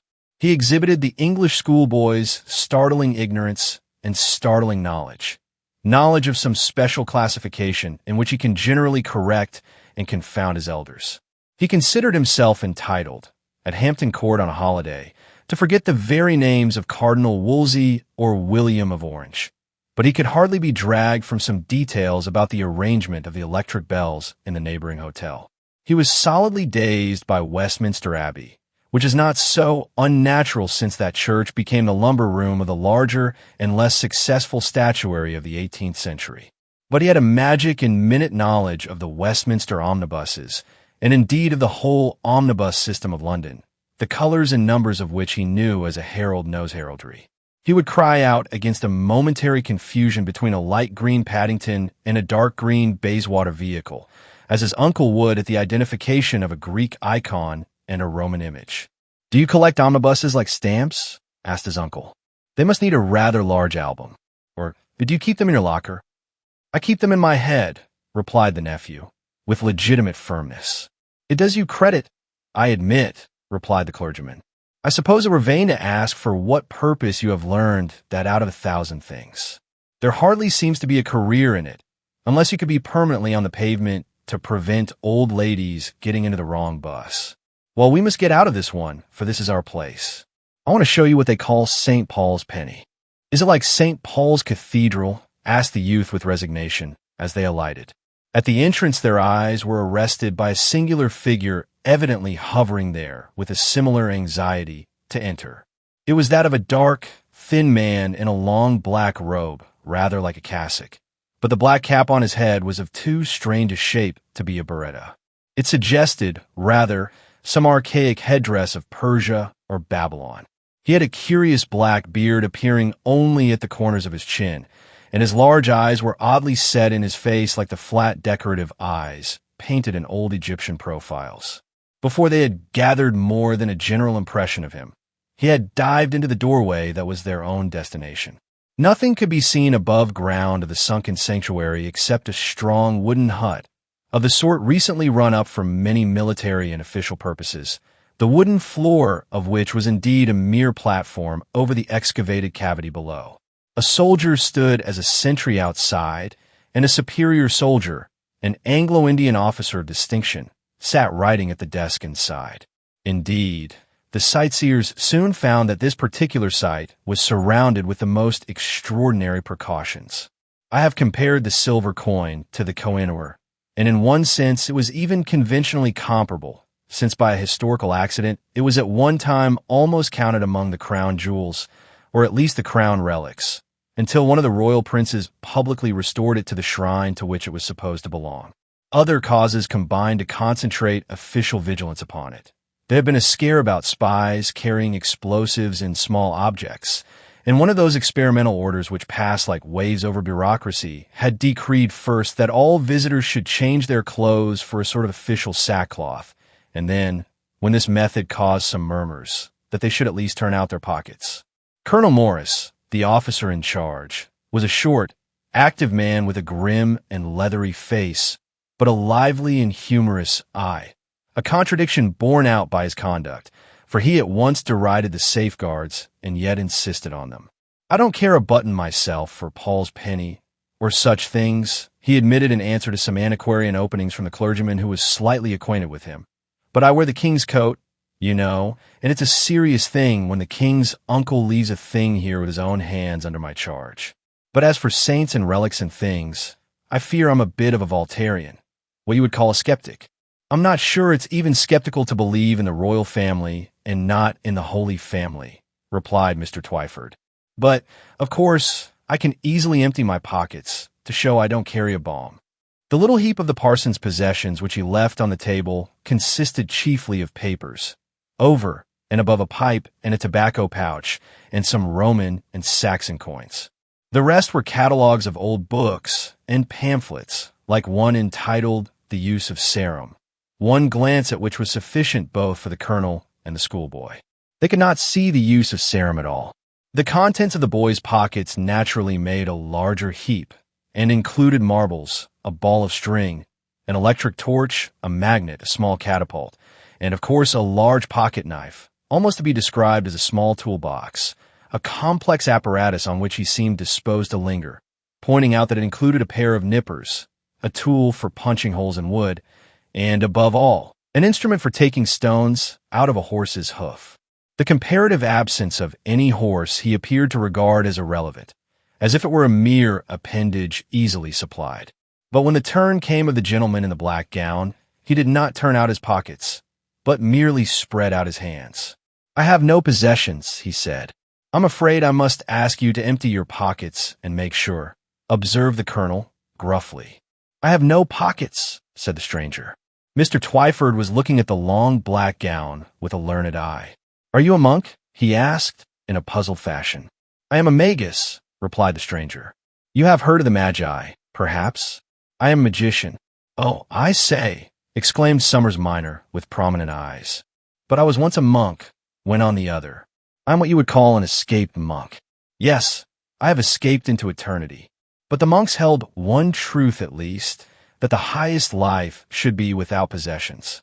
I have no pocket money and no pockets, and all the stars are my trinkets. They are out of reach, anyhow," observed Colonel Morris, in a tone which suggested that it was well for them. "I've known a good many magicians myself in India, mango plant, and all. But the Indian ones are all frauds, I'll swear. In fact, I had a good deal of fun showing them up. More fun than I have over this dreary job, anyhow. But here comes Mr. Simon, who will show you over the old cellar downstairs." Mr. Simon, the official guardian and guide, was a young man, prematurely gray, with a grave mouth which contrasted curiously with a very small, dark mustache with wax points that seemed somehow separate from it, as if a black fly had settled on his face. He spoke with the accent of Oxford and the permanent official, but in as dead a fashion as the most indifferent hired guide. They descended a dark stone staircase, at the floor of which Simon pressed a button and a door opened on a dark room, or, rather, a room which had an instant before been dark. For almost as the heavy iron door swung open, an almost blinding blaze of electric lights filled the whole interior. The fitful enthusiasm of Stinks at once caught fire, and he eagerly asked if the lights and the door worked together. "Yes, it's all one system," replied Simon. "It was all fitted up for the day His Royal Highness deposited the thing here. You see, it's locked up behind a glass case exactly as he left it." A glance showed that the arrangements for guarding the treasure were indeed as strong as they were simple. A single pane of glass cut off one corner of the room. In an iron framework let into the rock walls and the wooden roof above. There was now no possibility of reopening the case without elaborate labor, except by breaking the glass, which would probably arouse the night watchman, who was always within a few feet of it, even if he had fallen asleep. A close examination would have showed many more ingenious safeguards, but the eye of the Reverend Thomas Twyford, at least, was already riveted on what interested him much more, the dull silver disc which shone in the white light against a plain background of black velvet. St. Paul's penny, said to commemorate the visit of St. Paul to Britain, was probably preserved in this chapel until the 8th century, Simon was saying in his clear but colorless voice. In the 9th century, it is supposed to have been carried away by the barbarians, and it reappears after the conversion of the northern Goths in the possession of the royal family of Gothland. His Royal Highness, the Duke of Gothland, retained it always in his own private custody, and when he decided to exhibit it to the public, placed it here with his own hand. It was immediately sealed up in such a manner. Unluckily, at this point, Somers Minor, whose attention had somewhat strayed from the religious wars of the 9th century, caught sight of a short length of wire appearing in a broken patch in the wall. He precipitated himself at it, calling out, "I say, does that connect?" It was evident that it did connect, for no sooner had the boy given it a twitch than the whole room went black, as if they had all been struck blind. In an instant afterward they heard the dull crash of the closing door. "Well, you've done it now," said Simon, in his tranquil fashion. Then after a pause he added, "I suppose they'll miss us sooner or later, and no doubt they can get it open, but it may take some little time." There was a silence, and then the unconquerable Stinks observed, "Rotten that I had to leave my electric torch." "I think," said his uncle, with restraint, "that we are sufficiently convinced of your interest in electricity." Then after a pause he remarked, more amiably, "I suppose if I regretted any of my own impedimenta, it would be the pipe. Though, as a matter of fact, it's not much fun smoking in the dark. Everything seems different in the dark." "Everything is different in the dark," said a third voice, that of the man who called himself a magician. It was a very musical voice, and rather in contrast with his sinister and swarthy visage, which was now invisible. Perhaps you don't know how terrible a truth that is. All you see are pictures made by the sun, faces and furniture and flowers and trees. The things themselves may be quite strange to you. Something else may be standing now where you saw a table or a chair. The face of your friend may be quite different in the dark. A short, indescribable noise broke the stillness. Twyford started for a second, and then said, sharply, "Really, I don't think it's a suitable occasion for trying to frighten a child." "Who's a child?" cried the indignant Somers, with a voice that had a crow, but also something of a crack in it. "And who's a funk either?" "Not me." "I will be silent, then," said the other voice out of the darkness. But silence also makes and unmakes. The required silence remained unbroken for a long time, until at last the clergyman said to Simon in a low voice, "I suppose it's all right about air?" "Oh, yes," replied the other aloud. "There's a fireplace and a chimney in the office just by the door." A bound and the noise of a falling chair told them that the irrepressible rising generation had once more thrown itself across the room. They heard the ejaculation, "A chimney! Why, I'll be," and the rest was lost in muffled but exultant cries. The uncle called repeatedly and vainly, groped his way at last to the opening, and, peering up it, caught a glimpse of a disk of daylight, which seemed to suggest that the fugitive had vanished in safety. Making his way back to the group by the glass case, he fell over the fallen chair and took a moment to collect himself again. He had opened his mouth to speak to Simon, when he stopped and suddenly found himself blinking in the full shock of the white light, and looking over the other man's shoulder, he saw that the door was standing open. "So they've got at us at last," he observed to Simon. The man in the black robe was leaning against the wall some yards away, with a smile carved on his face. "Here comes Colonel Morris," went on Twyford, still speaking to Simon. "One of us will have to tell him how the light went out. Will you?" But Simon still said nothing. He was standing as still as a statue and looking steadily at the black velvet behind the glass screen. He was looking at the black velvet because there was nothing else to look at. St. Paul's penny was gone. Colonel Morris entered the room with two new visitors, presumably two new sightseers delayed by the accident. The foremost was a tall, fair, rather languid-looking man with a bald brow and a high-bridged nose. His companion was a younger man with light, curly hair and frank and even innocent eyes. Simon scarcely seemed to hear the newcomers. It seemed almost as if he had not realized that the return of the light revealed his brooding attitude. Then he started in a guilty fashion, and when he saw the elder of the two strangers, his pale face seemed to turn a shade paler. "Why, it's Horne Fisher." And then after a pause, he said in a low voice, "I'm in the devil of a hole, Fisher." "There does seem a bit of a mystery to be cleared up," observed the gentleman so addressed. "It will never be cleared up," said the pale Simon. "If anybody could clear it up, you could. But nobody could." "I rather think I could," said another voice from outside the group, and they turned in surprise to realize that the man in the black robe had spoken again. "You," said the colonel, sharply. "And how do you propose to play the detective?" "I do not propose to play the detective," answered the other, in a clear voice like a bell. "I propose to play the magician.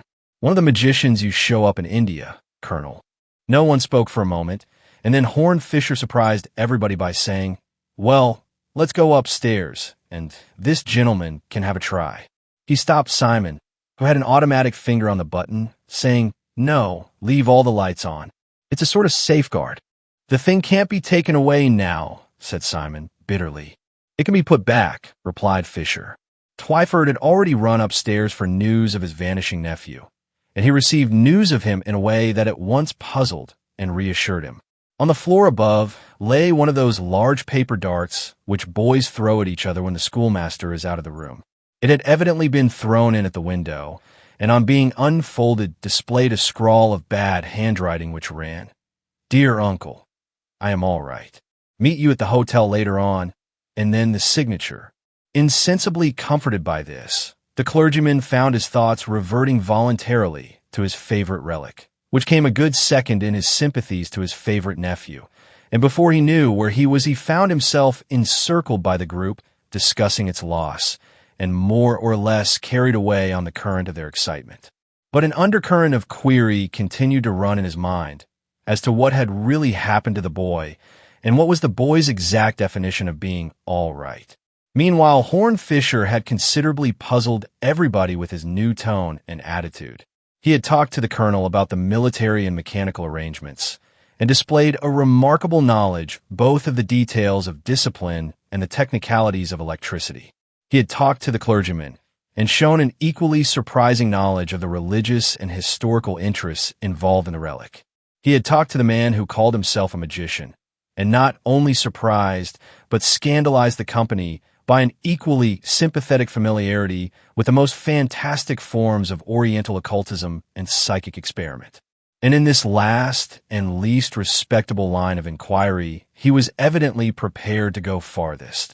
He openly encouraged the magician, and was plainly prepared to follow the wildest ways of investigation in which that magus might lead him. "How would you begin now?" he inquired, with an anxious politeness that reduced the colonel to a congestion of rage. "It is all a question of a force, of establishing communications for a force," replied that adept, affably, ignoring some military mutterings about the police force. "It is what you in the West used to call animal magnetism, but it is much more than that. I had better not say how much more.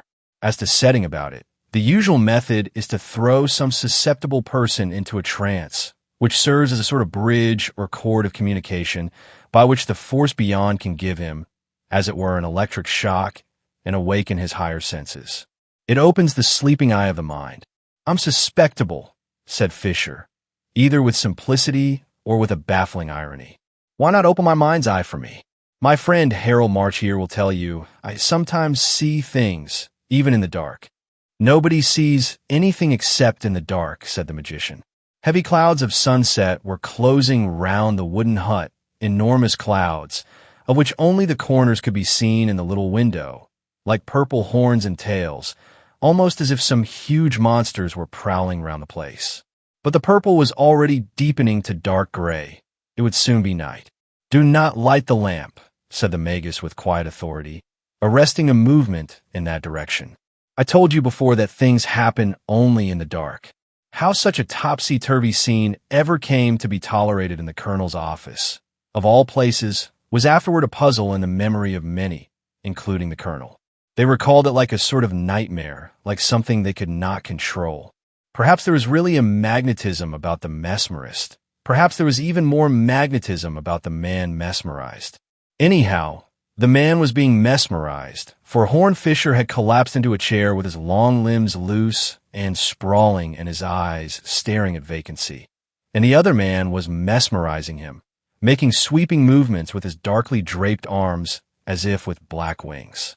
The colonel had passed the point of explosion, and he dimly realized that eccentric aristocrats are allowed their fling. He comforted himself with the knowledge that he had already sent for the police, who would break up any such masquerade, and with lighting a cigar, the red end of which, in the gathering darkness, glowed with protest. "Yes, I see pockets," the man in the trance was saying. "I see many pockets, but they are all empty. No, I see one pocket that is not empty." There was a faint stir in the stillness, and the magician said, "Can you see what is in the pocket?" "Yes," answered the other. "There are two bright things. I think there are two bits of steel. One of the pieces of steel is bent or crooked. Have they been used in the removal of the relic from downstairs?" "Yes."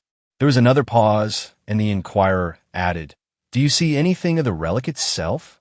"I see something shining on the floor, like the shadow or the ghost of it. It is over there in the corner beyond the desk."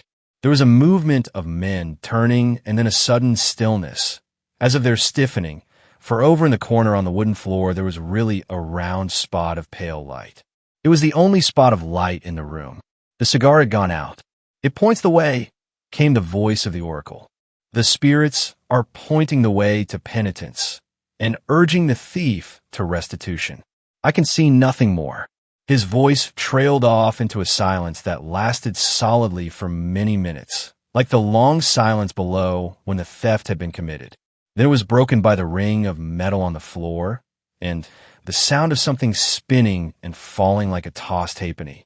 "Light the lamp," cried Fisher in a loud and even jovial voice, leaping to his feet with far less languor than usual. "I must be going now, but I should like to see it before I go." "Why?" "I came on purpose to see it." The lamp was lit, and he did see it, for St. Paul's penny was lying on the floor at his feet. "Oh, as for that," explained Fisher, when he was entertaining March and Twyford at lunch about a month later, "I merely wanted to play with the magician at his own game." "I thought you meant to catch him in his own trap," said Twyford. "I can't make head or tail of anything yet, but to my mind he was always the suspect. I don't think he was necessarily a thief in the vulgar sense. The police always seem to think that silver is stolen for the sake of silver, but a thing like that might well be stolen out of some religious mania. A runaway monk turned mystic might well want it for some mystical purpose." "No," replied Fisher, "the runaway monk is not a thief. At any rate, he is not the thief, and he's not altogether a liar, either. He said one true thing at least that night." "And what was that?" inquired March. "He said it was all magnetism. As a matter of fact, it was done by means of a magnet." Then, seeing they still looked puzzled, he added, "It was that toy magnet belonging to your nephew, Mr. Twyford." "But I don't understand," objected March. "If it was done with the schoolboy's magnet, I suppose it was done by the schoolboy." "Well," replied Fisher reflectively, "it rather depends which schoolboy." "What on earth do you mean?" "The soul of a schoolboy is a curious thing," Fisher continued in a meditative manner. "It can survive a great many things besides climbing out of a chimney. A man can grow gray in great campaigns and still have the soul of a schoolboy. A man can return with a great reputation from India and be put in charge of a great public treasure and still have the soul of a schoolboy, waiting to be awakened by an accident. And it is 10 times more so when to the schoolboy you add the skeptic, who is generally a sort of stunted schoolboy. You said just now that things might be done by religious mania. Have you ever heard of a religious mania? I assure you it exists very violently, especially in men who like showing up magicians in India. But here the skeptic had the temptation of showing up a much more tremendous sham nearer home. A light came into Harold March's eyes as he suddenly saw, as if afar off, the wider implication of the suggestion. But Twyford was still wrestling with one problem at a time. "Do you really mean," he said, "that Colonel Morris took the relic?" "He was the only person who could use the magnet," replied Fisher. "In fact, your obliging nephew left him a number of things he could use.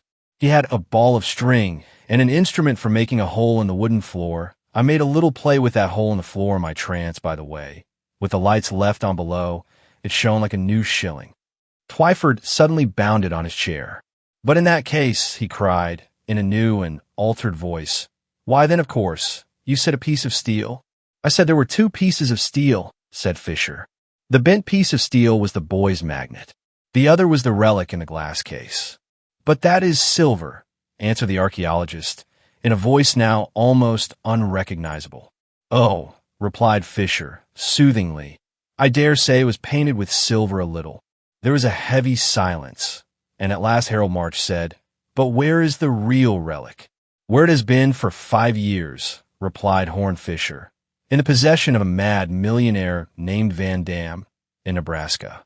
There was a playful little photograph about him in a society paper the other day, mentioning his delusion and saying he was always being taken in about relics." Harold March frowned at the tablecloth. Then, after an interval, he said, "I think I understand your notion of how the thing was actually done. According to that, Morris just made a hole and fished it up with a magnet at the end of a string. Such a monkey trick looks like mere madness. But I suppose he was mad, partly with the boredom of watching over what he felt was a fraud, though he couldn't prove it. Then came a chance to prove it, to himself at least, and he had what he called fun with it. Yes, I think I see a lot of details now, but it's just the whole thing that knocks me. How did it all come to be like that?" Fisher was looking at him with level lids and in a movable manner. "Every precaution was taken," he said. "The Duke carried the relic on his own person and locked it up in the case with his own hands." March was silent, but Twyford stammered. "I don't understand you. You give me the creeps. Why don't you speak plainer?" "If I spoke plainer, you would understand me less," said Horne Fisher. "All the same, I should try," said March, still without lifting his head. "Oh, very well," replied Fisher, with a sigh. "The plain truth is, of course, that it's a bad business. Everybody knows it's a bad business who knows anything about it. But it's always happening, and in one way one can hardly blame them. They get stuck onto a foreign princess that's as stiff as a Dutch doll, and they have their fling. In this case, it was a pretty big fling." The face of the Reverend Thomas Twyford certainly suggested that he was a little out of his depth in the seas of truth, but as the other went on speaking vaguely, the old gentleman's features sharpened and set. "If it were some decent morganatic affair, I wouldn't say. But he must have been a fool to throw away thousands on a woman like that. At the end, it was sheer blackmail, but it's something that the old ass didn't get it out of the taxpayers. He could only get it out of the Yank, and there you are." The Reverend Thomas Twyford had risen to his feet. "Well, I'm glad my nephew had nothing to do with it," he said. "And if that's what the world is like, I hope he will never have anything to do with it." "I hope not," answered Horne Fisher. "No one knows so well as I do that one can have far too much to do with it. For Summers Minor had indeed nothing to do with it, and it is part of his higher significance that he has really nothing to do with the story or with any such stories. The boy went like a bullet through the tangle of this tale of crooked politics and crazy mockery and came out on the other side, pursuing his own unspoiled purposes. From the top of the chimney he climbed, he had caught sight of a new omnibus, whose color and name he had never known, as a naturalist might see a new bird or a botanist a new flower. And he had been sufficiently enraptured in rushing after it, and riding away upon that fairy ship. Chapter 4, The Bottomless Well.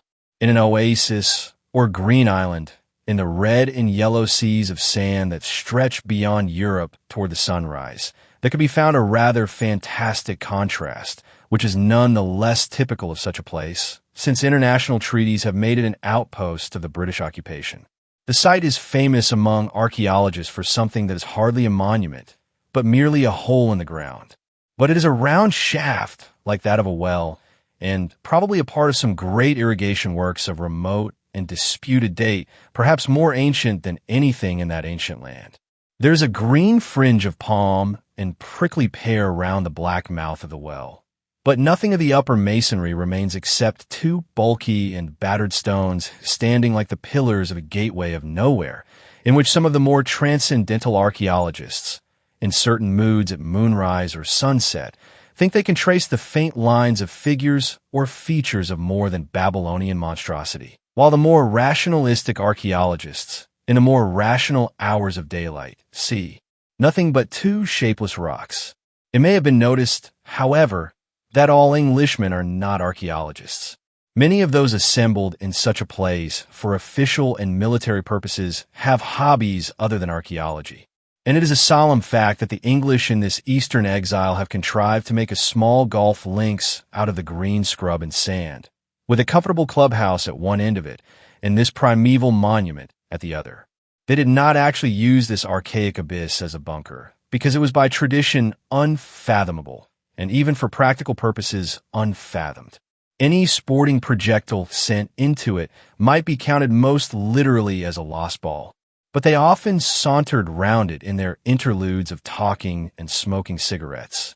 And one of them had just come down from the clubhouse to find another gazing somewhat moodily into the well. Both the Englishmen wore light clothes and white pith helmets and puggarees, but there, for the most part, their resemblance ended. And they both almost simultaneously said the same word, but they said it on two totally different notes of the voice. "Have you heard the news?" asked the man from the club. "Splendid, splendid," replied the man by the well.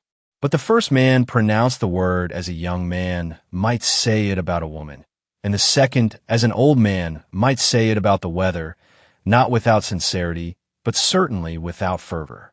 And in this the tone of the two men was sufficiently typical of them. The first, who was a certain Captain Boyle, was of a bold and boyish type, dark, and with a sort of native heat in his face that did not belong to the atmosphere of the East, but rather to the ardors and ambitions of the West. The other was an older man, and certainly an older resident, a civilian official, Horne Fisher, and his drooping eyelids and drooping light mustache expressed all the paradox of the Englishman in the East. He was much too hot to be anything but cool. Neither of them thought it necessary to mention what it was that was splendid.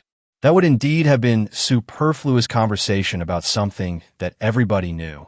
The striking victory over a menacing combination of Turks and Arabs in the north, won by troops under the command of Lord Hastings, the veteran of so many striking victories, was already spread by the newspapers all over the empire, let alone to this small garrison so near to the battlefield.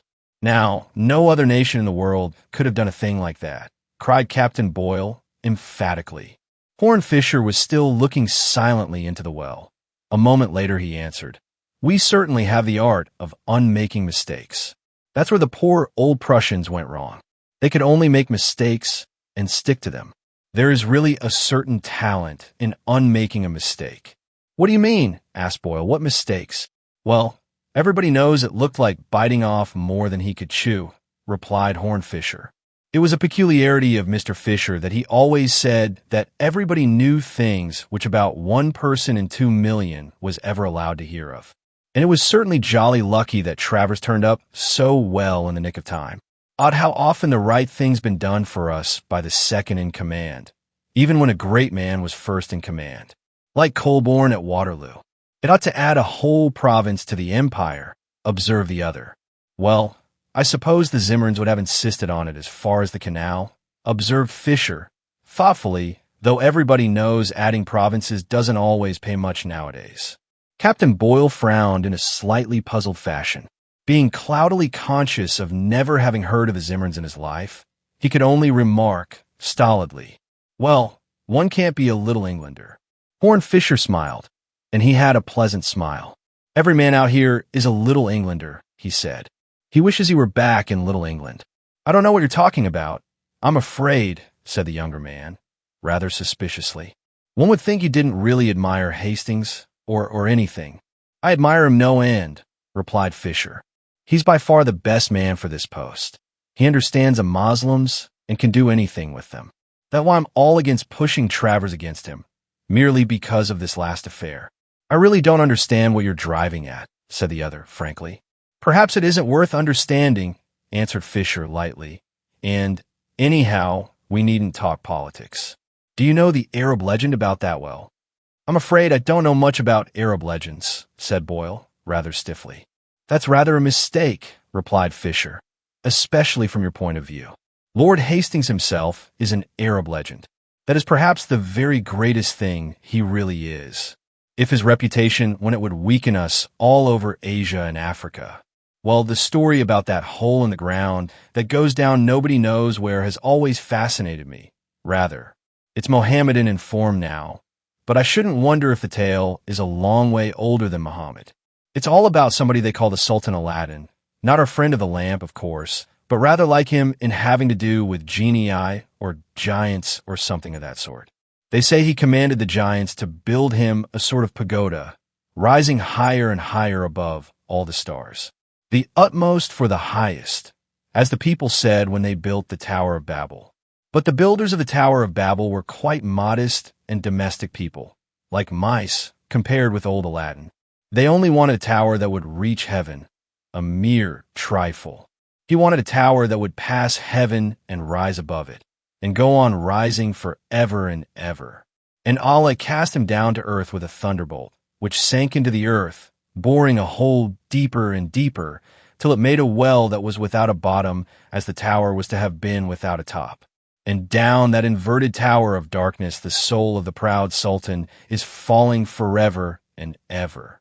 "What a queer chap you are," said Boyle. "You talk as if a fellow could believe those fables." "Perhaps I believe the moral and not the fable," answered Fisher. "But here comes Lady Hastings. You know her, I think." The clubhouse on the golf links was used, of course, for many other purposes besides that of golf. It was the only social center of the garrison beside the strictly military headquarters. It had a billiard room and a bar, and even an excellent reference library for those officers who were so perverse as to take their profession seriously. Among these was the great general himself, whose head of silver and face of bronze, like that of a brazen eagle, were often to be found bent over the charts and folios of the library. The great Lord Hastings believed in science and study, as in other severe ideals of life, and had given much paternal advice on the point to young Boyle, whose appearances in that place of research were rather more intermittent. It was from one of these snatches of study that the young man had just come out through the glass doors of the library on to the golf links. But, above all, the club was so appointed as to serve the social conveniences of ladies at least as much as gentlemen, and Lady Hastings was able to play the queen in such a society almost as much as in her own ballroom. She was eminently calculated and, as some said, eminently inclined to play such a part. She was much younger than her husband, an attractive and sometimes dangerously attractive lady, and Mr. Horne Fisher looked after her a little sardonically as she swept away with the young soldier. Then, as rather dreary, I strayed to the green and prickly growths round the well, growths of that curious cactus formation in which one thick leaf grows directly out of the other without stalk or twig. It gave his fanciful mind a sinister feeling of a blind growth without shape or purpose. A flower or shrub in the west grows to the blossom, which is its crown, and is content.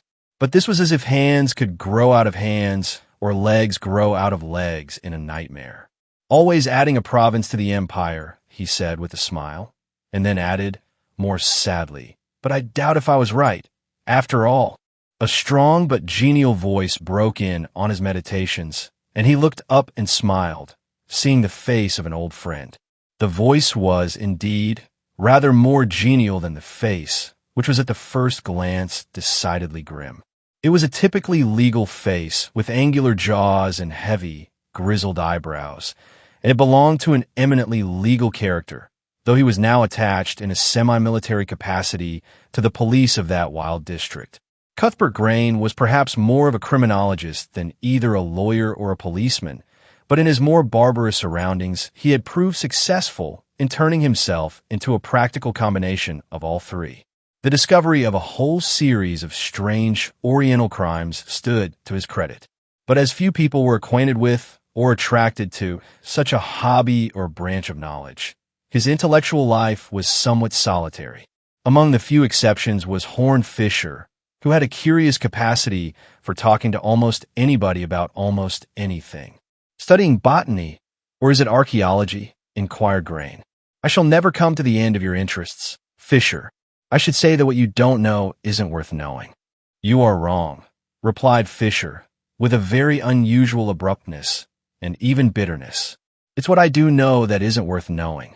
All the seamy side of things, all the secret reasons and rotten motives and bribery and blackmail they call politics. I needn't be so proud of having been down all these sewers that I should brag about it to the little boys in the street." "What do you mean?" "What's the matter with you?" asked his friend. "I never knew you taken like this before." "I'm ashamed of myself," replied Fisher. "I've just been throwing cold water on the enthusiasms of a boy." "Even that explanation is hardly exhaustive," observed the criminal expert. "Damn newspaper nonsense the enthusiasms were, of course," continued Fisher. "But I ought to know that at that age illusions can be ideals.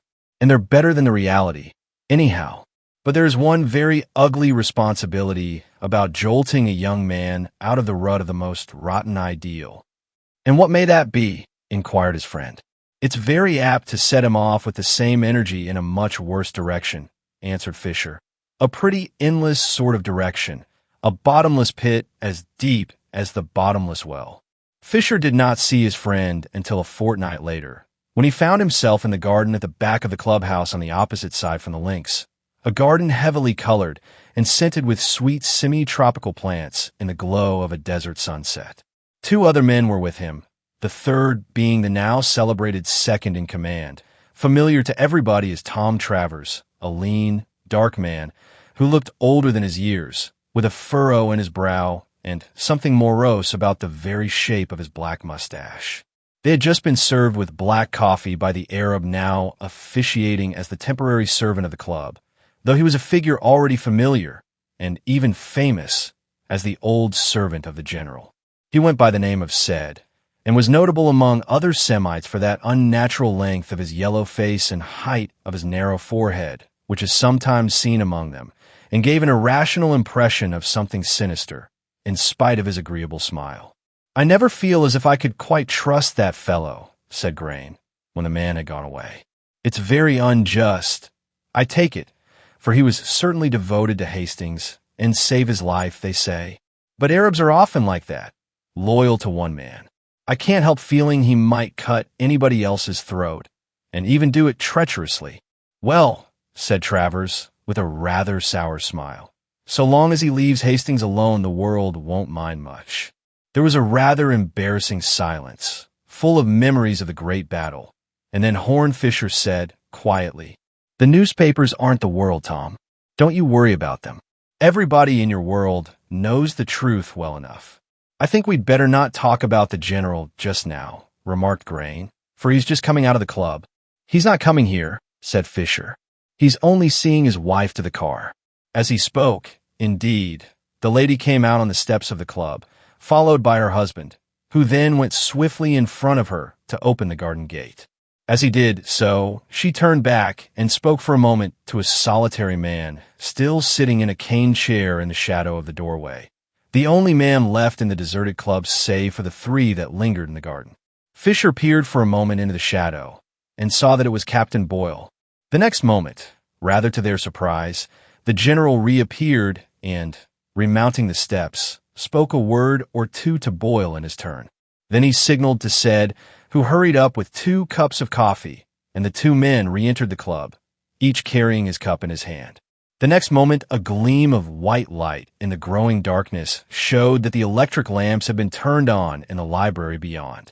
"Coffee and scientific researches," said Travers grimly.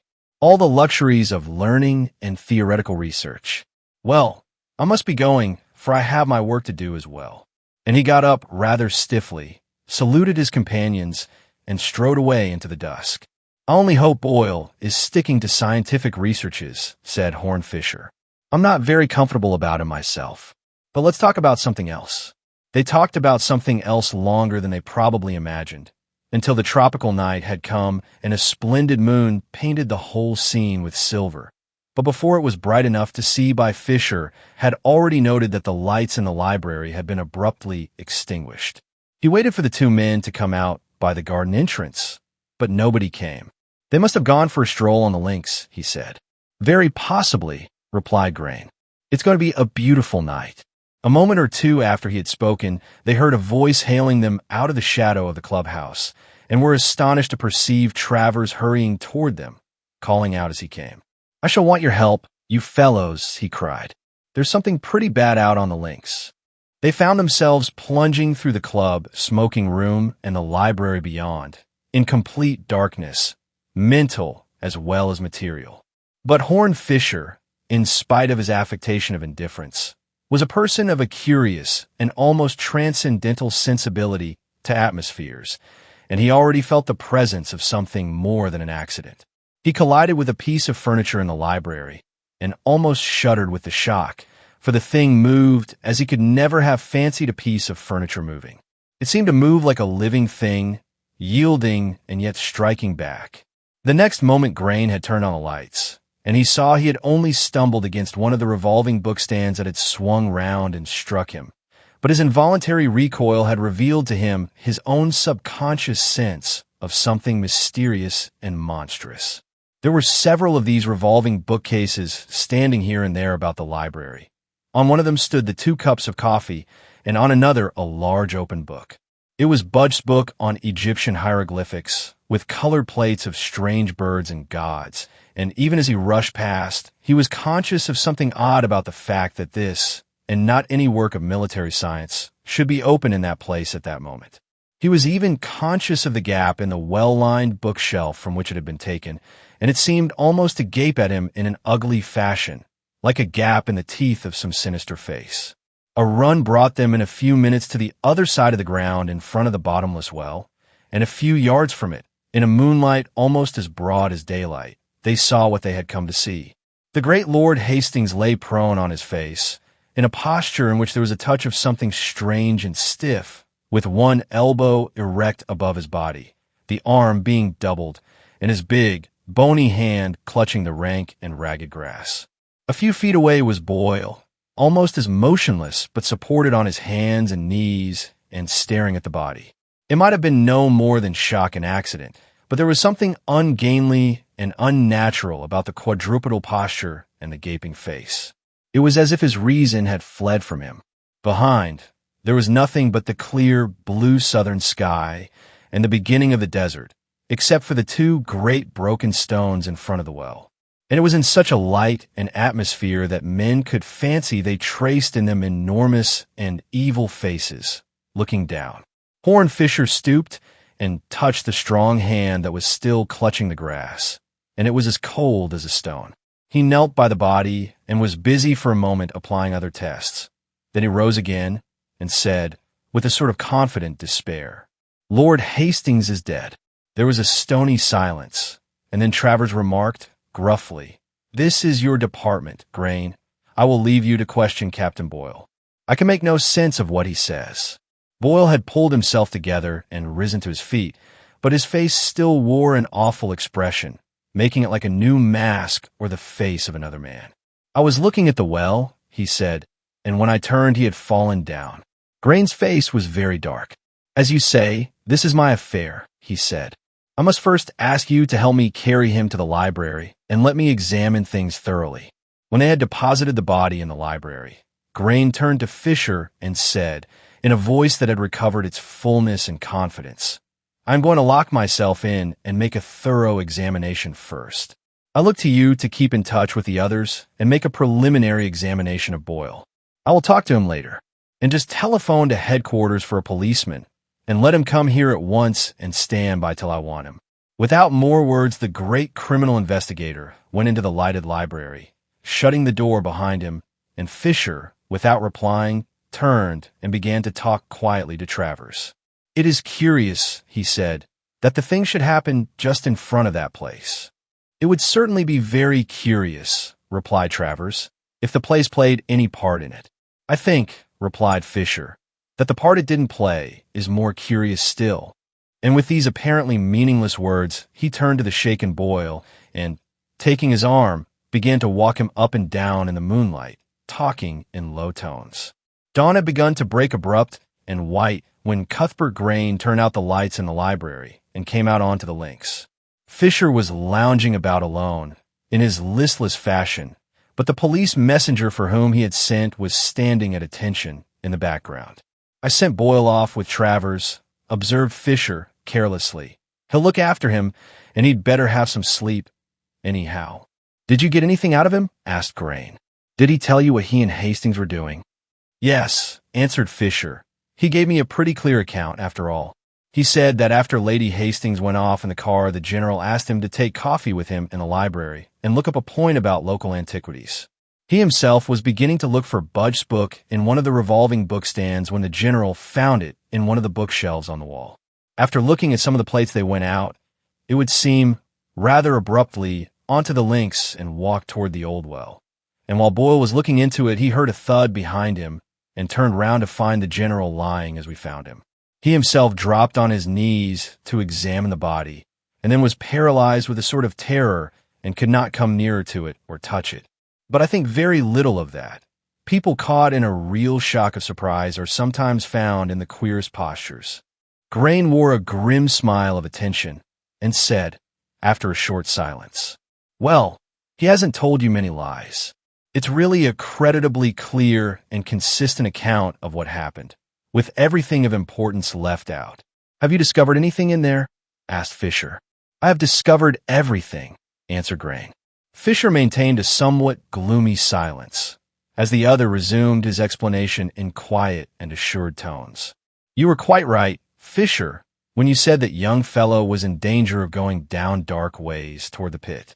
Whether or no, as you fancied, the jolt you gave to his view of the general had anything to do with it, he has not been treating the general well for some time. It's an unpleasant business, and I don't want to dwell on it. But it's pretty plain that his wife was not treating him well, either. I don't know how far it went, but it went as far as concealment. Anyhow, for when Lady Hastings spoke to Boyle, it was to tell him she had hidden a note in the Budge book in the library. The general overheard, or came somehow to know, and he went straight to the book and found it. He confronted Boyle with it, and they had a scene, of course. And Boyle was confronted with something else. He was confronted with an awful alternative, in which the life of one old man meant ruin and his death meant triumph and even happiness. Well, observed Fisher at last, I don't blame him for not telling you the woman's part of the story. But how do you know about the letter? I found it on the general's body, answered Grain, but I found worse things than that. The body had stiffened in the way rather peculiar to poisons of a certain Asiatic sort. Then I examined the coffee cups, and I knew enough chemistry to find poison in the dregs of one of them. Now, the general went straight to the bookcase, leaving his cup of coffee on the bookstand in the middle of the room. While his back was turned and Boyle was pretending to examine the bookstand, he was left alone with the coffee cup. The poison takes about 10 minutes to act, and 10 minutes' walk would bring them to the bottomless well. Yes, remarked Fisher. And what about the bottomless well? What has the bottomless well got to do with it? Asked his friend. It has nothing to do with it, replied Fisher. That is what I find utterly confounding and incredible. And why should that particular hole in the ground have anything to do with it? It is a particular hole in your case, said Fisher. But I won't insist on that just now. By the way, there's another thing I ought to tell you. I said I sent Boyle away in charge of Travers. It would be just as true to say I sent Travers in charge of Boyle. You don't mean to say you suspect Tom Travers? Cried the other. He was a deal bitterer against the general than Boyle ever was, observed Horne Fisher with a curious indifference. Man, you're not saying what you mean, cried Grain. I tell you I found the poison in one of the coffee cups. There was always said, of course, added Fisher, either for hatred or hire. We agreed he was capable of almost anything. And we agreed he was incapable of hurting his master, retorted Grain. Well, said Fisher, amiably. I dare say you are right, but I should just like to have a look at the library and the coffee cups. He passed inside, while Grain turned to the policeman in attendance and handed him a scribbled note to be telegraphed from headquarters. The man saluted and hurried off, and Grain, following his friend into the library, found him beside the bookstand in the middle of the room, on which were the empty cups. This is where Boyle looked for Budge, or pretended to look for him, according to your account, he said. As Fisher spoke, he bent down in a half-crouching attitude to look at the volumes in the low, revolving shelf, for the whole bookstand was not much higher than an ordinary table. The next moment he sprang up as if he had been stung. "Oh, my God," he cried. Very few people, if any, had ever seen Mr. Horne Fisher behave as he behaved just then. He flashed a glance at the door, saw that the open window was nearer, went out of it with a flying leap, as if over a hurdle, and went racing across the turf, in the track of the disappearing policeman. Grain, who stood staring after him, soon saw his tall, loose figure, returning, restored to all its normal limpness and air of leisure. He was fanning himself slowly with a piece of paper, the telegram he had so violently intercepted. "Lucky I stopped that," he observed. "We must keep this affair as quiet as death. Hastings must die of apoplexy or heart disease." "What on earth is the trouble?" demanded the other investigator. "The trouble is," said Fisher, "that in a few days we should have had a very agreeable alternative of hanging an innocent man or knocking the British Empire to hell." "Do you mean to say," asked Grain, "that this infernal crime is not to be punished?" Fisher looked at him steadily. "It is already punished," he said. After a moment's pause, he went on. "You reconstructed the crime with admirable skill, old chap, and nearly all you said was true. 2 men with 2 coffee cups did go into the library and did put their cups on the bookstand and did go together to the well, and one of them was a murderer and had put poison in the other's cup. But it was not done while Boyle was looking at the revolving bookcase. He did look at it, though, searching for the budge book with a note in it, but I fancy that Hastings had already moved it to the shelves on the wall. It was part of that grim game that he should find it first. Now, how does a man search a revolving bookcase? He does not generally hop all round it in a squatting attitude like a frog. He simply gives it a touch and makes it revolve." He was frowning at the floor as he spoke, and there was a light under his heavy lids that was not often seen there. The mysticism that was buried deep under all the cynicism of his experience was awake and moving in the depths. His voice took unexpected turns and inflections, almost as if 2 men were speaking. That was what Boyle did. He barely touched the thing, and it went round as easily as the world goes round. Yes, very much as the world goes round, for the hand that turned it was not his. God, who turns the wheel of all the stars, touched that wheel and brought it full circle, that his dreadful justice might return. "I am beginning," said Grain, slowly, "to have some hazy and horrible idea of what you mean." "It is very simple," said Fisher. When Boyle straightened himself from his stooping posture, something had happened which he had not noticed, which his enemy had not noticed, which nobody had noticed. The 2 coffee cups had exactly changed places. The rocky face of Grain seemed to have sustained a shock in silence. Not a line of it altered, but his voice, when it came, was unexpectedly weakened. "I see what you mean," he said, "and, as you say, the less said about it the better. It was not the lover who tried to get rid of the husband, but the other thing. And a tale like that about a man like that would ruin us here. Had you any guess of this at the start?" "The bottomless well, as I told you," answered Fisher quietly. "That was what stumped me from the start. Not because it had anything to do with it, because it had nothing to do with it." He paused a moment, as if choosing an approach, and then went on. "When a man knows his enemy will be dead in 10 minutes and takes him to the edge of an unfathomable pit, he means to throw his body into it. What else should he do? A born fool would have the sense to do it, and Boyle is not a born fool. Well, why did not Boyle do it? The more I thought of it, the more I suspected there was some mistake in the murder, so to speak. Somebody had taken somebody there to throw him in, and yet he was not thrown in. I had already an ugly, unformed idea of some substitution or reversal of parts. Then I stooped to turn the bookstand myself by accident, and I instantly knew everything, for I saw the 2 cups revolve once more, like moons in the sky." After a pause, Cuthbert Grain said, "And what are we to say to the newspapers?" "My friend, Harold March, is coming along from Cairo today," said Fisher. "He is a very brilliant and successful journalist, but for all that he's a thoroughly honorable man, so you must not tell him the truth." Half an hour later, Fisher was again walking to and fro in front of the clubhouse, with Captain Boyle, the latter by this time with a very buffeted and bewildered air, perhaps a sadder and a wiser man. "What about me, then?" he was saying. "Am I cleared? Am I not going to be cleared?"